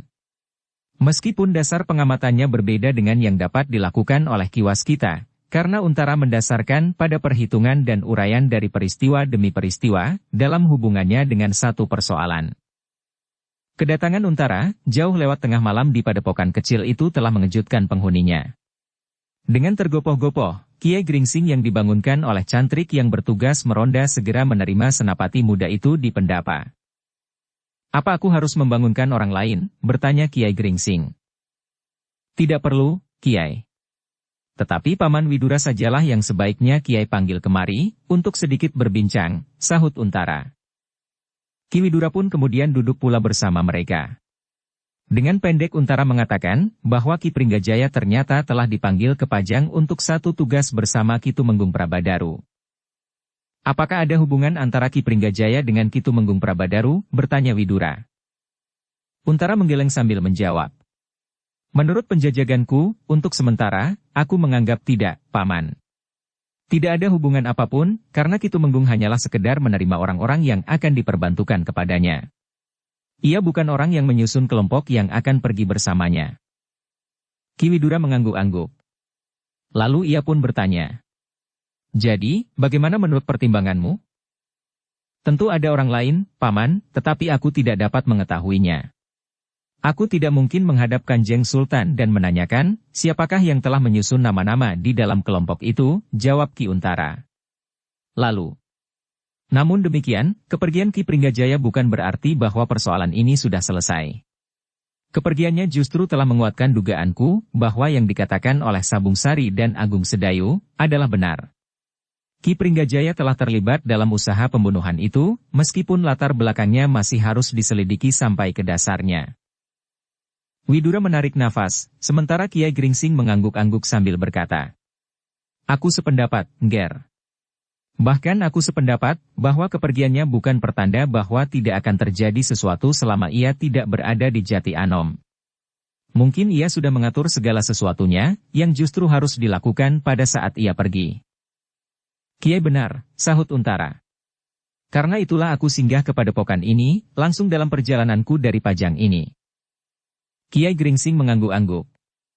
Sekilas ia melihat Widura yang tepekur. Nampaknya ia sedang memikirkan keterangan Untara itu dengan sungguh-sungguh. Untara yang juga melihat Widura sedang termenung, justru bertanya. Apakah ada pertimbangan lain, Paman? Tidak, Untara. Aku juga sependapat, ia berhenti sejenak. Lalu.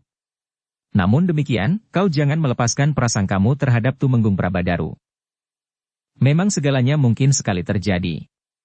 Mungkin Ki Tumenggung juga sekedar mengelabui aku, seperti Ki Pringgajaya, yang seolah-olah tidak tahu menahu tentang tugas yang akan dibebankan kepadanya.